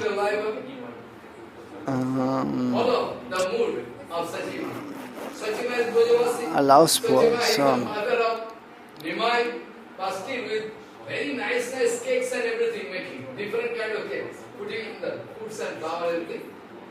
So mit Früchten und Blumen und Kuchen geht sie dorthin. Und Nimai kommt, oh Ma, wohin kommst du? Wohin gehst du? Fragt er sie dann.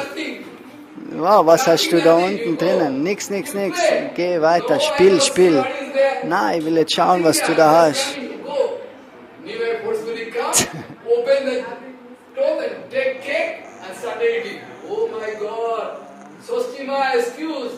Und Nimai ist dann hingelaufen und hat ihr das ein Sari aufgehoben, das Tuch, und hat dann einen Kuchen gestohlen und gegessen. Und Nimai sagt, oh,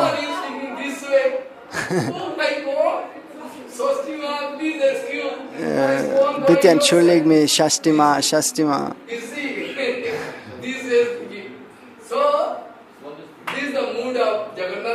So die Stimmung von Jagannath Mishra, Sachima, von Nanda Baba, Yashoda, das ist ihre Stimmung.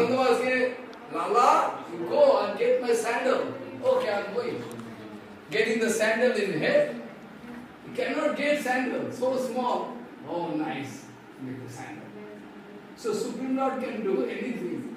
So actually, in the puja done by Brajavasis, you should believe that is also for the satisfaction of Krishna. So das Indra Puja,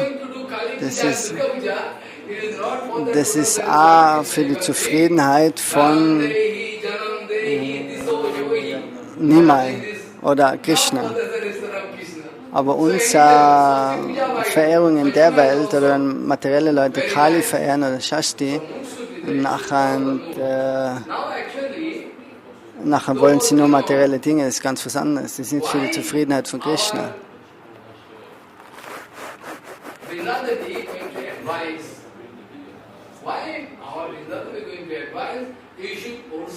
So warum sagt Vrindadevi, du sollst Katyayani verehren?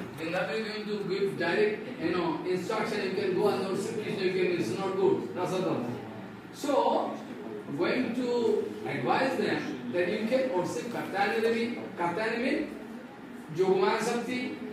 I mean, it is directly, indirectly, it is the worshipping of Krishna. Katyayani ist, warum sagt Vrindadevi zu den Kumarikas, sie sollen Katyayani verehren? Katyayani ist ja Yogamaya. So, Yogamaya zu verehren und Krishna ist fast dasselbe. So that there can be a nice connection through which, via media, messenger. Because in love affair, never hero and heroine directly coming and meeting. It's not possible. Hero always Mann und Frau, die machen immer irgendwelche Nachrichten in Form von Briefe am Anfang und so tauschen sie sich aus. Sie sprechen sich nicht gegenseitig aus. Sie haben eben irgendwelche Nachrichtengeber. Katyayani kann eben auch als so ein Nachrichtengeber agieren. So Katyayani ist Yogamaya. Das ist die Energie Yogamaya. Katyayani Rishi, er hat in ganz großem Ausmaß hat der Katyayani verehrt. Und von dem Zeitpunkt hat Katyayani den Namen gekriegt. Von dem Katyayani Rishi. And that deity is already there in Vrindavan, exclusively there. That spot is there. So der Ort ist in Vrindavan. In Vrindavan ist die Yamuna ganz groß gewesen. Die Yamuna war 1 Kilometer weg.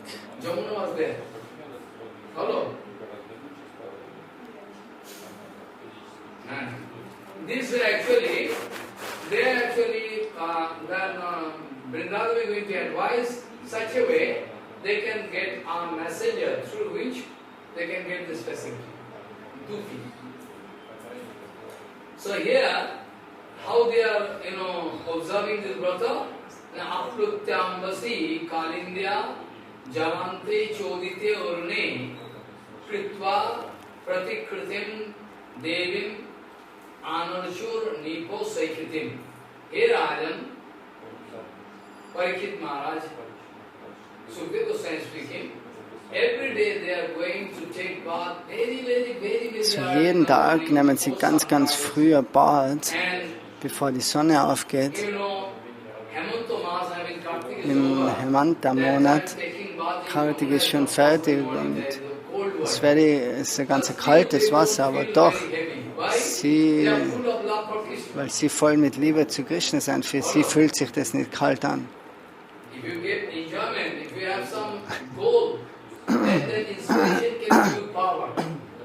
Like one small boy, if mother speaking, hey, you will have to make your tasks. Tomorrow you will have to go to school. I cannot do, I feel sleepy. But when zum Beispiel ein kleiner Bub, 12 o'clock night, he's watching. He's watching. Olympic or, World Cup, small boy. Also ein kleiner Bub will zwar nicht in die Schule gehen, aber er will später am Abend die Olympischen Spiele schauen. So, die haben wir, bei dem kann er sich vergnügen. So deswegen, wo man Vergnügen kriegt, das wollen wir machen, das machen wir. Für das strengen wir uns an.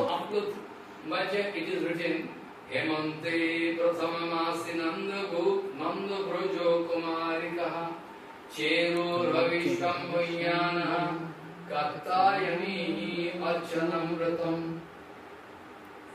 And it is written, Aplutam Vasi Kalindya Jalante Chodite Arune Kritya Pratikritim Devim Anarchur Nipo Sakritim. They are making sand. Now a question can come.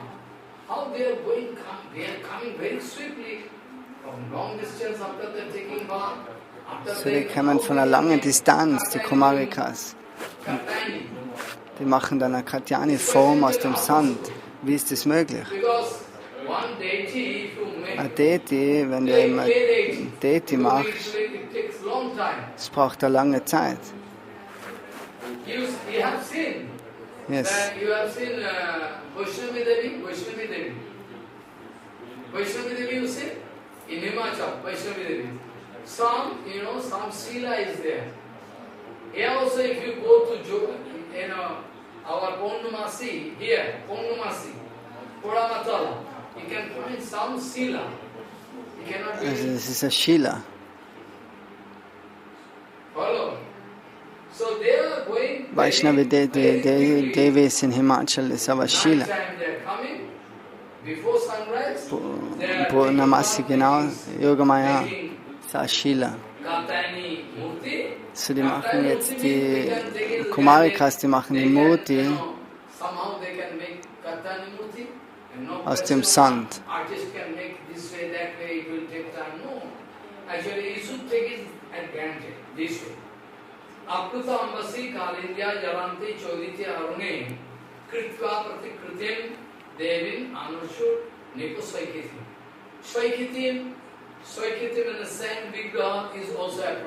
So, als Sand Vigraha, Metall Vigraha, Clay Vigraha, Ton, Stein Vigraha, das ist alles erlaubt.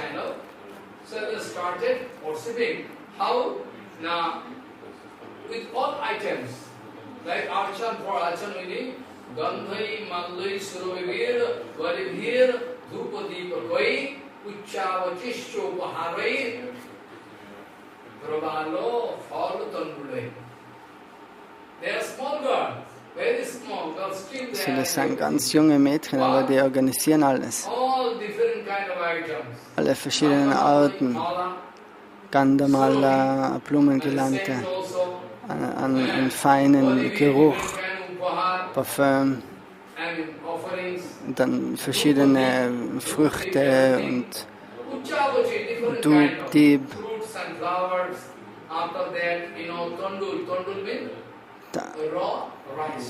Tandur ist roher Reis, Atabchal. Tandur. Sweets and everything, they arrange everything, and they after worshipping, they are offering to Katyayani Devi, they are worshipping in full fledged. Out of their love, how they learn? They learn from Vrinda Devi. Das Ganze, wie sie das machen müssen, das haben sie gelernt von der Vrinda Devi. Das Mantra hat ihnen auch die Vrinda Devi gegeben, weil die hat das gekriegt von der Purnamasi. Das Mantra ist ein machtvolles Mantra. Mahamahi, Mahamahi, Mahayogini, Nadeshwari, Nandagopustam Devi, Otimi Kurte Namaha. Katyayani, Mahamahi. You see, different kind of titles. So viele verschiedene Titel hat jetzt Katyayani. Katyayani ist das erste, dann Mahamahi, Mahayogini, Adishwari, Nandagopasutim Devi, Patimme Kurmi. Katyayani Devi, they are speaking this mantra. Jiva Goswami was speaking. So Jiva Goswami sagt in seinem Kommentar, die kleinen Mädchen, die verehren Katyayani mit dem Mantra. Aber das Mantra ist machtvoll. In der materiellen Welt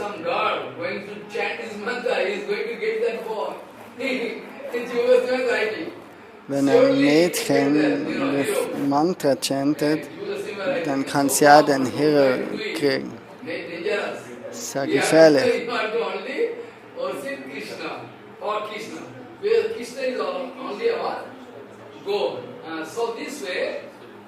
Katyayani, Mahamaya, Mahayogini, this way. First of all, Katyayani, after that Mahamaya, Mahamaya is Mahamaya. Mahamaya. Because why Mahamaya? Because all, demigods, and they can get Demi, those who are, Devi, those who are Devi, all Devi, they are getting power from this Devi. So alle Devis, alle Halbgöttinnen kriegen Kraft von der Katyayani. So zwei Konzepte gibt es jetzt da, reine Vaishnavas, die denken, sie verehren, wenn wir zu Braudamatala oder zu Vaishnavi Devi gehen, denken wir immer, wir verehren Yogamaya Katyayani Devi. Materielle Leute gehen auch dorthin. Sie verehren dieselbe Devi, aber in einem anderen Konzept.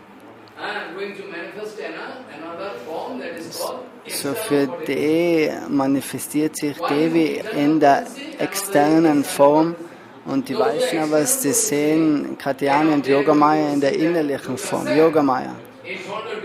Ansonsten ist es Durga, Mahamaya, die materielle Energie. Vakibakariya Varna Sambari Bekara Vishatari Sunecha Game Mahima Tomare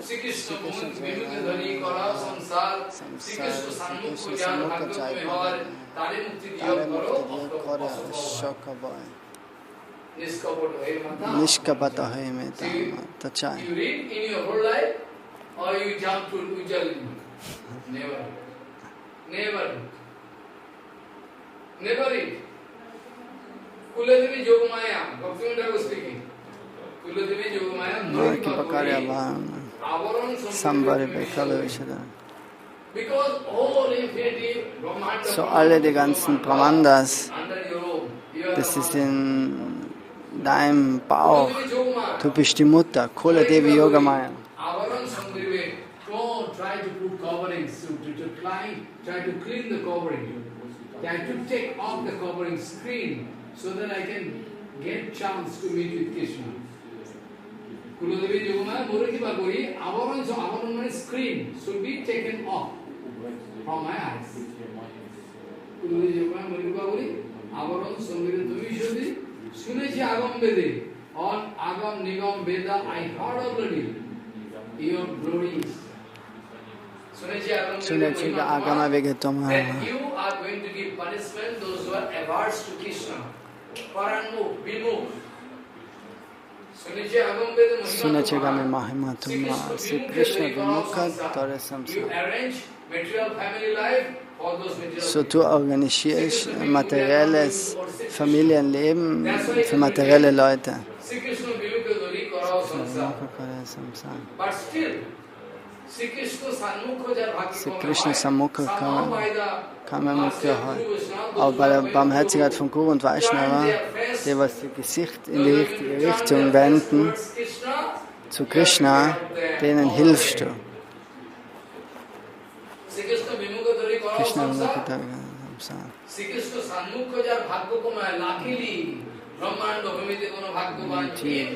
Guru Krishna Prasad by Bhakti Lata Beach. In that case, you are going to help him or her best possible way. Sri Krishna Vimukha Baro Sansar, Sri Krishna Sanmukha jar bhagya ko mein hoy, tare mukti diya karo asaka hoy. You always help him or her best to kripa. So, du hilfst immer, Barmherzigkeit zu geben und die werden ganz frei von Angst. Also, no repentation. You are not, thinking about past, this thing, that thing. Repenting. It is not repenting. This way, actually, Sri Krishna Sanmukha jar bhakti kumar tare mukti diya karo bhai. Niskapat hoye mata mane jo, oh Mother, don't try to cheat me. Oh Mutter, please, versuch mich nicht abzuzocken. Ich will ernsthaft sein.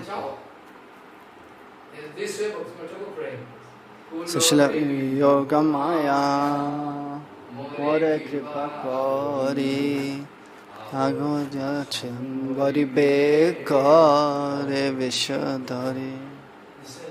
Very nice song. So now we are going to actually our Vrindavi going to advise that you will have to worship Katyayani. I mean Yogamaya, not Mahamaya. So du sollst verehren Katyayani nicht. So, oder Yogamaya. Yogamaya hilft ihnen, die Kumarikas. So, das Mantra ist ganz kraftvoll. Katyayani Mahamaya Mahayogini Adishwari. Yoga. Yoga bedeutet, dass du in Verbindung kommst. Was ist Yoga? Yoga ist bedeutet nur Verbindung aufzubauen. Yoga. Gyan Yoga. Auf verschiedene Wege, wo du in Verbindung gehen kannst mit dem Höchsten. Bhakti Yoga. Durch Bhakti, durch Gyan, durch Karma. Verschiedene Wege, wie du mit dem Höchsten in Verbindung kommst. So die sprechen die Kumarikas. Oh, du bist nicht nur Yogini, sondern du bist Mahayogini, der Meister von aller Yoginis. What is not possible. Also du kannst machen, was nicht möglich ist normalerweise. Kartam akartam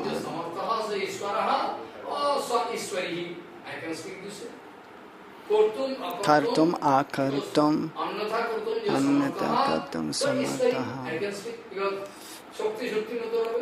Shakti Shaktamatayo Bet. So this. So they are very clever. They are going to pray because which is not possible. Because when Krishna can grow up 11, 12 years or 14 years or 18 years, because at present there is notice. Then in small age nobody should marry. Father, mother, child marriage is totally prohibited. It is written there. But previously it was there. Follow? It was. But actually, that's why they are going to pray to Krishna, to this Katani Devi. Mother, we cannot wait for long. We cannot even wait for a fraction of a second.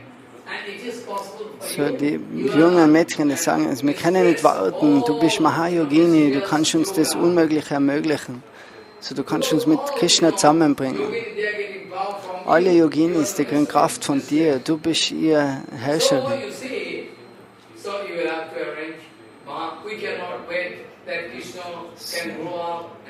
So, wir können nicht warten, bis jetzt Krishna aufwächst und nachher Nanda Maharaj die Hochzeit arrangiert, sondern wir müssen das jetzt haben. Nanda Gopasutam Devi Patime Kote Nama. Because Nanda Maharaj is their father-in-law, but still they are speaking, they forget.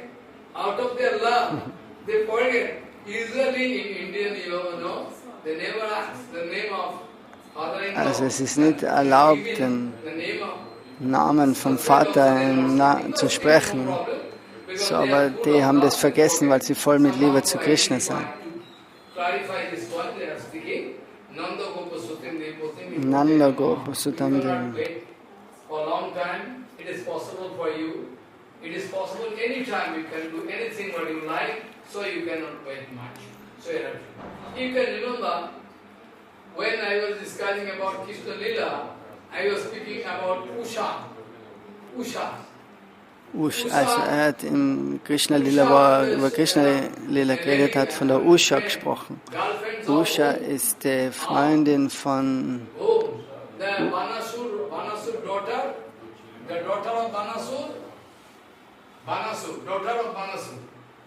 also die Tochter von Banasur. Der Name ist Usa. Crying? Why you are crying? In my dream, one hero came, I cannot live without him. Who came? I cannot speak where he is going to live. Sie sagt in ihrem Traum, oh, es ist wer gekommen in ihrem Traum, also ich will mit ihm zusammenkommen. Nachher zeigt sie alle Bilder auf von der Zeit, von den Männern oder Prinzen zu der Zeit.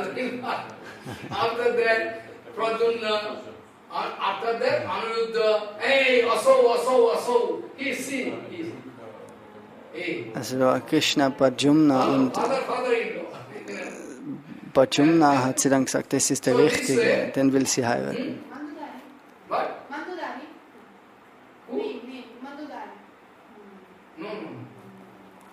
Name I forget, I always think I forget now. And actually the daughter of Banasur. Also die Tochter von Banasur. Yeah, you again remember, not so important. But this way, so much yogini, and ultimately what happens from Dwarika with bed state itself, whole hero. Also die sind alle dann, also die haben den dann durch yogische Kräfte, haben sie den Bhajumna geholt mit dem ganzen Bett, weil der hat geschlafen und Usha hat ihn dorthin gebracht zu der Tochter von Banasur.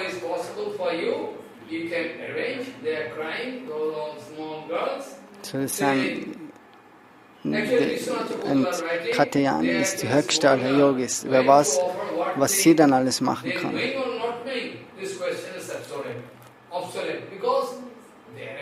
full of love. If they are full of love, ecstasy, whatever puja, what they are doing, then Katyayani Devi will surely going to be satisfied.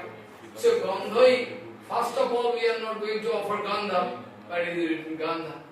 Gandhai, Maldai, Surabhi, Surabhi, Gandhai, Malda sand, Malda, Surabhi means Dhup Deep, everything else, Bolivir, and Dhupa Deepa Koi, Ucha, Acheshto, Pahari, Pravalo, Follow, Tandule, falls, fruits and flowers, everything, and crude rice, atab chal, everything, they are going to worship.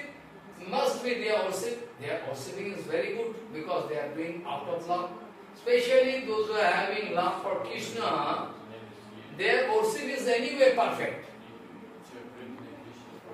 Because there is no need of no need of Bhutshuti. Their Bhutshuti already done. Also die müssen keine Bhutshuti im Hand chanten. Die denken immer über Krishna. So any kind of archan, anyhow, they are small. So jede Art von Archan. They cannot say, Ihagacha Devi.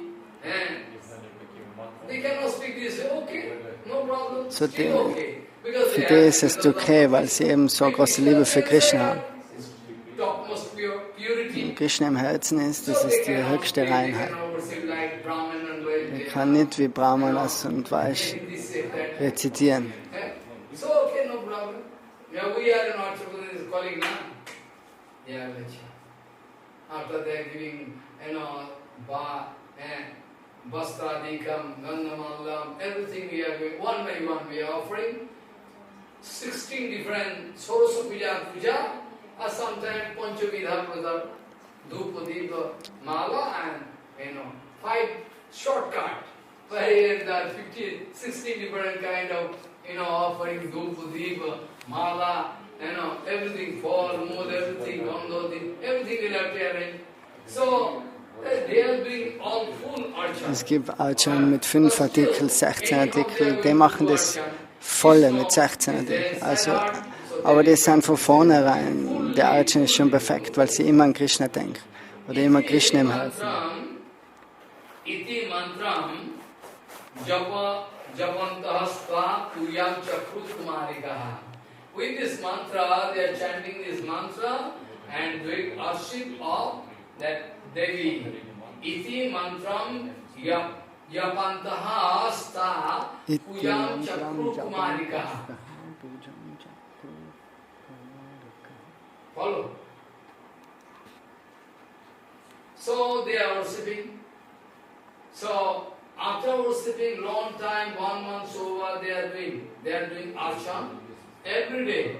It was the help of also. So jeden Tag machen sie jetzt die Verehrung. They are coming secretly to Yamuna River, taking bath and doing archan. How is possible that they Jeden Tag nehmen sie ein Bad, verehren Katyayani und die ganze Familie ist nie draufgekommen. All those gopikas, they have no information that their wives, Brajavadhu, Vargena Jakalpita, all brides of Brajadam, they go. So, bei den Vraja Gopis, da haben das die Ehemänner, hat keiner irgendwie Bescheid gewusst. They have no information.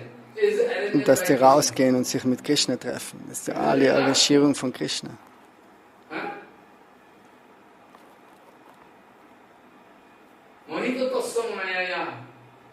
They are not going to express any asuya. Asuya means envious attitude. And they discover their wife. They think wife is there. Bye-bye. Also das ist eine andere Form, Yogamaya arrangiert das.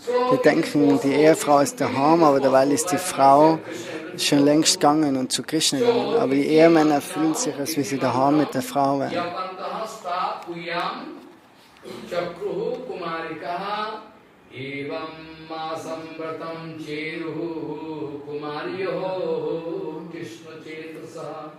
Bhadrakarin samanarchu abhyadinanda sudhapati evam masam vratam cheru Für das ganze Monat folgen die ganze strikte Regeln und Regulierungen. So, die passen sich ganz genau auf, die sind ernsthaft. Wenn irgendein Fehler ist im Archan und Devi nicht glücklich gemacht ist oder zufriedengestellt ist, dann können sie Krishna nicht kriegen. Und ohne Krishna können sie nicht leben. So, sie sind so ernsthaft und das gibt ihnen die Chance, dass sie keinen Fehler machen.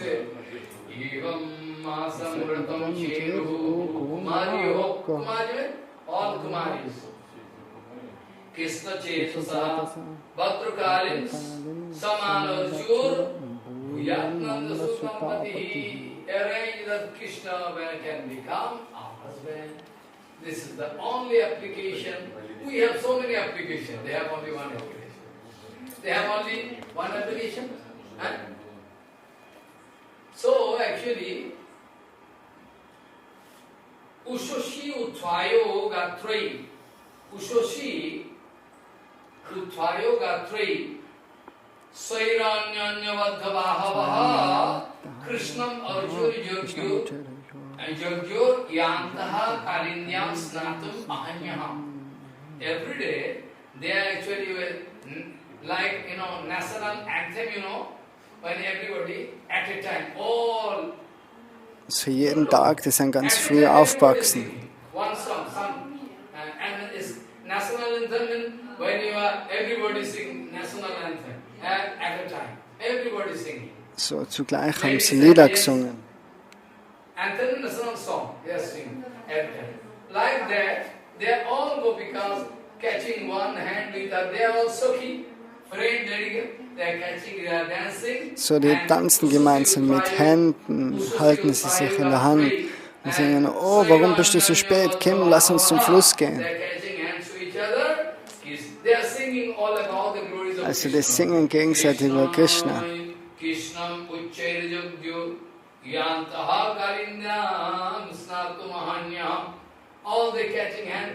So, alle berühren sie ihre Hände und gehen ganz fröhlich zu Yamuna oder laufen zu Yamuna.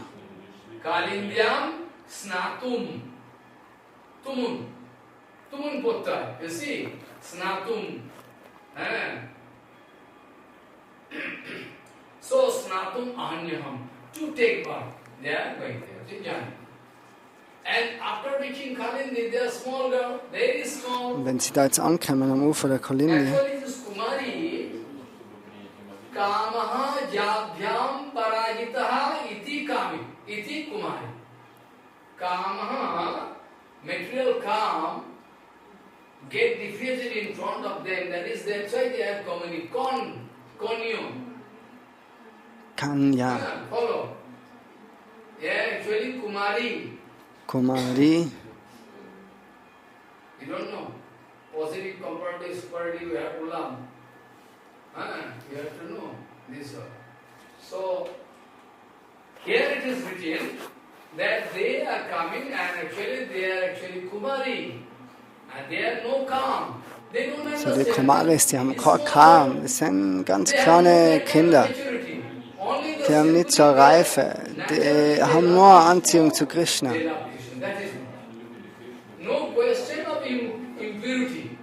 Also da ist keine Unreinheit in deren Herzen. Nichts, irgendwas von Lust oder irgendwas.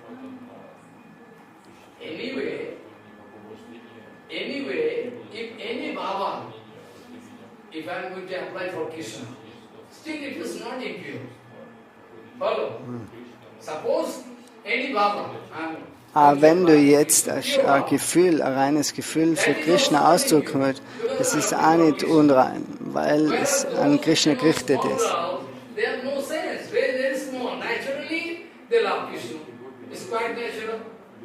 Aber die Kinder, die fühlen sich ganz spontan angezogen von Krishna. Die wissen nicht, was sie mit dem Ehemann machen können. Und das und das. Das Wissen haben sie noch nicht. Sie lieben einfach Krishna.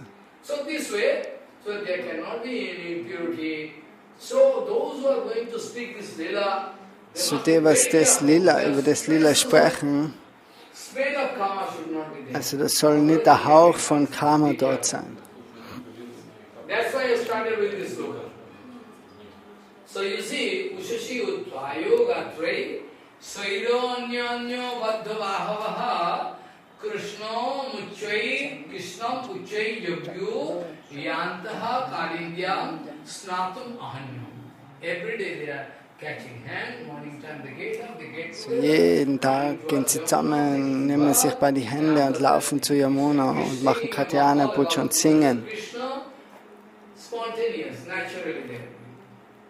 And after that, Nadyam Kadachit Agatya Tire Nikhippa Purvavad Vasansi Krishnam Gayanto Viyohur Sarire Muda. Nadyam Kadachit Agatya, when one day, one incident I am speaking, one day. Nadyam Kadachit Agatya, after coming at the bank of river, Tire and the bank, they throw their all garments. So, wenn sie jetzt zu In the dem bank, they keep for Purva, usually they are habituated. They are small garments. If we are going to take bath with clothes, who can dry up? No, or actually able to go back to home. They are sleeping, they can catch up. so das sind kleine Kinder, die gehen, die Mädchen, die Everybody not they are taking bath after that. Everybody speaking, you took bath? No, I'm coming from school. But the Brahman speaking, you already making problem in Ganga, giving water. They told you are taking bath there. Also das sind Sitten nicht wie mir, niemand, der ist so, dass er eben, auch wenn er ins Wasser geht und die Brahmanas sagen, oh, der niemand macht da Störungen, aber niemand geht dann einen anderen Weg und sagt, er war niemals im Wasser und er ist komplett trocken und hat sogar irgendwelche Zeichen von der Tinte auf seine Hände. So alle sind verwirrt.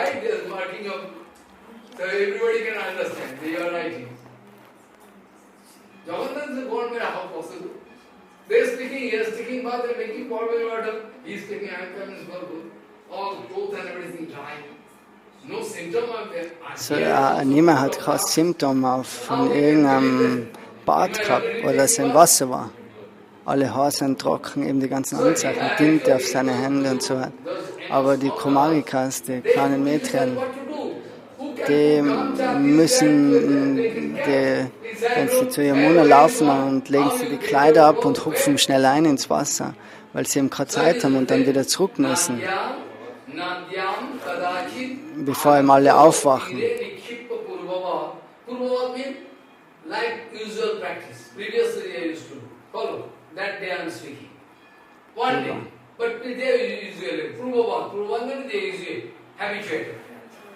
Vasansi,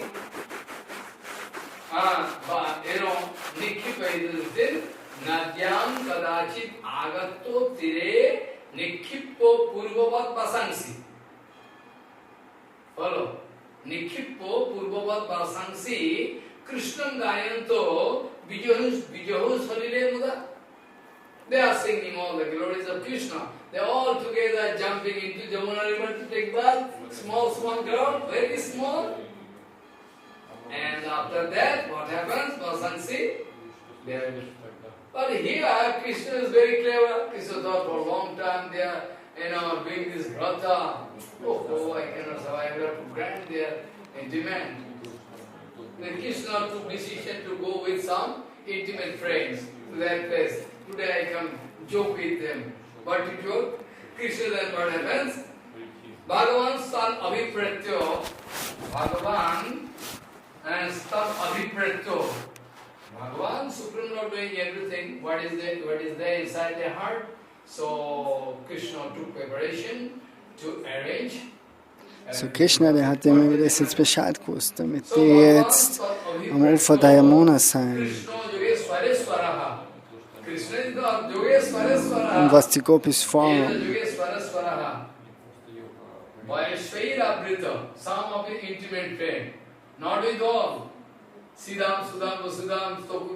Und dann jetzt ist sie dort hingegangen mit Stoka Krishna, Subal, Stoka Krishna, Stoka Krishna.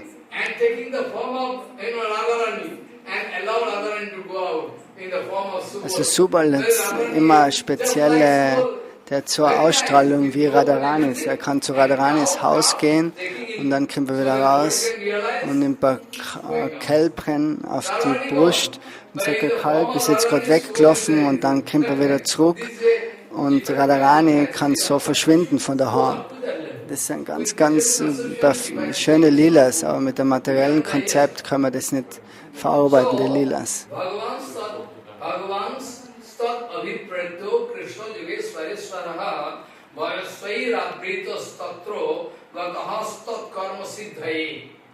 To satisfy them, to fulfill their desire.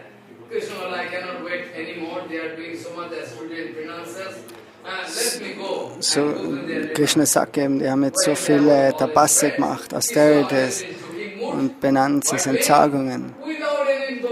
So, Krishna ist jetzt losgegangen mit den Jungen, mit dem Gefolge von Jungen und haben jetzt alle Kleider gestohlen und sind rauf auf einen Baum.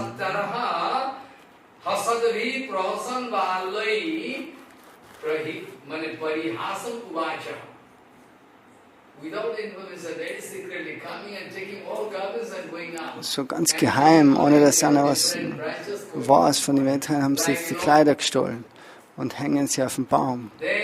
Und sie sitzen auf dem Baum und warten da. Und Krishna sitzt dort oben und lacht. Oh, wer ist dort? All unsere Kleider, alles ist jetzt dort oben.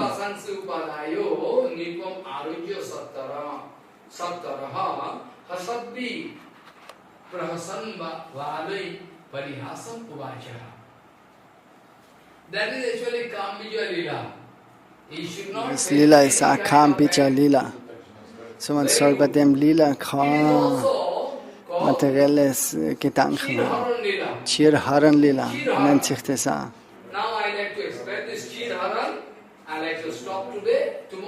So, heute hört er auf mit dem Lila. Haran bedeutet Haran.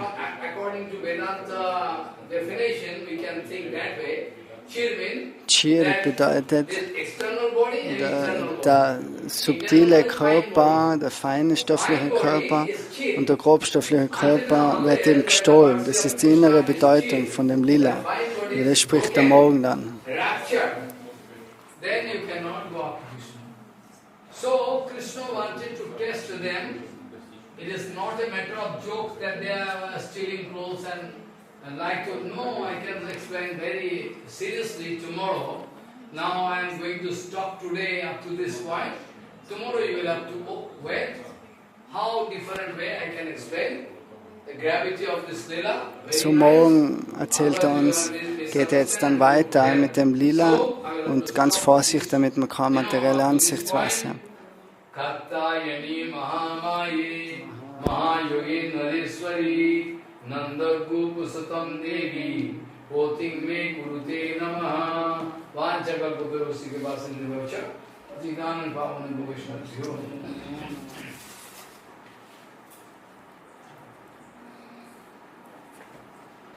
Today actually sugar fall down.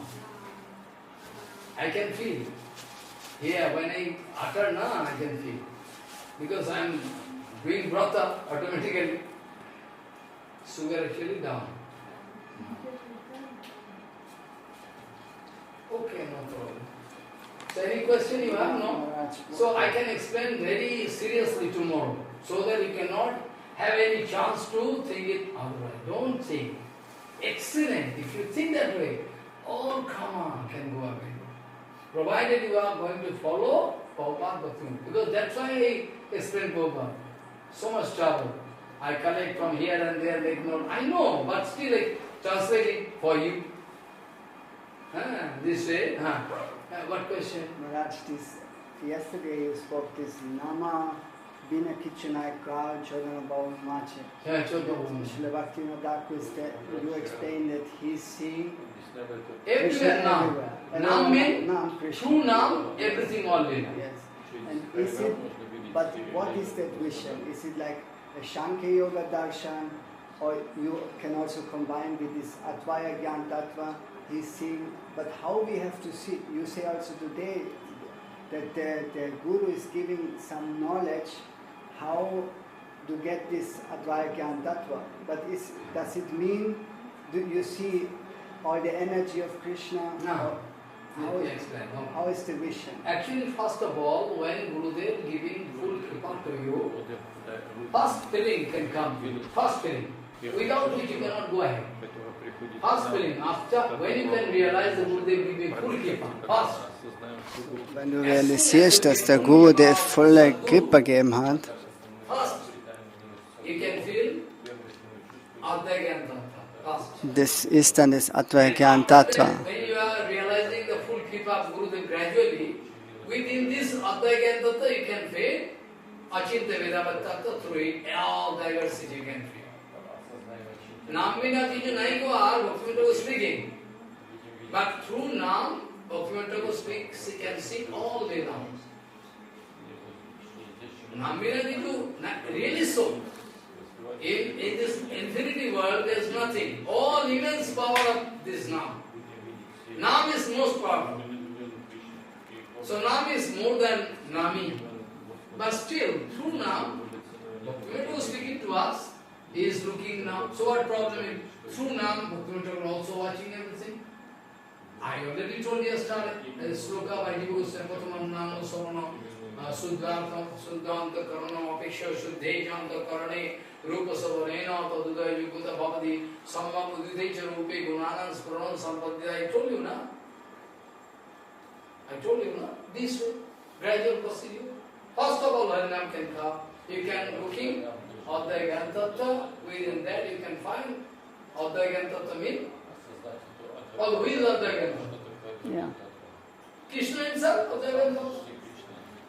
Advaya Tattva means king. Advaya, there is nothing except Krishna. But in the way of Shankya Darshan, like you have all the elements. Sankhya I already discussed in Gita, that we are not going to go through Sankhya Darshan. Prakriti Purush Yoga. It's basic. But those who are already matured up to that level, they are not going to look that way. Sankhya Darshan means Prakriti Purush Yoga. It's basic. But still, it's very important.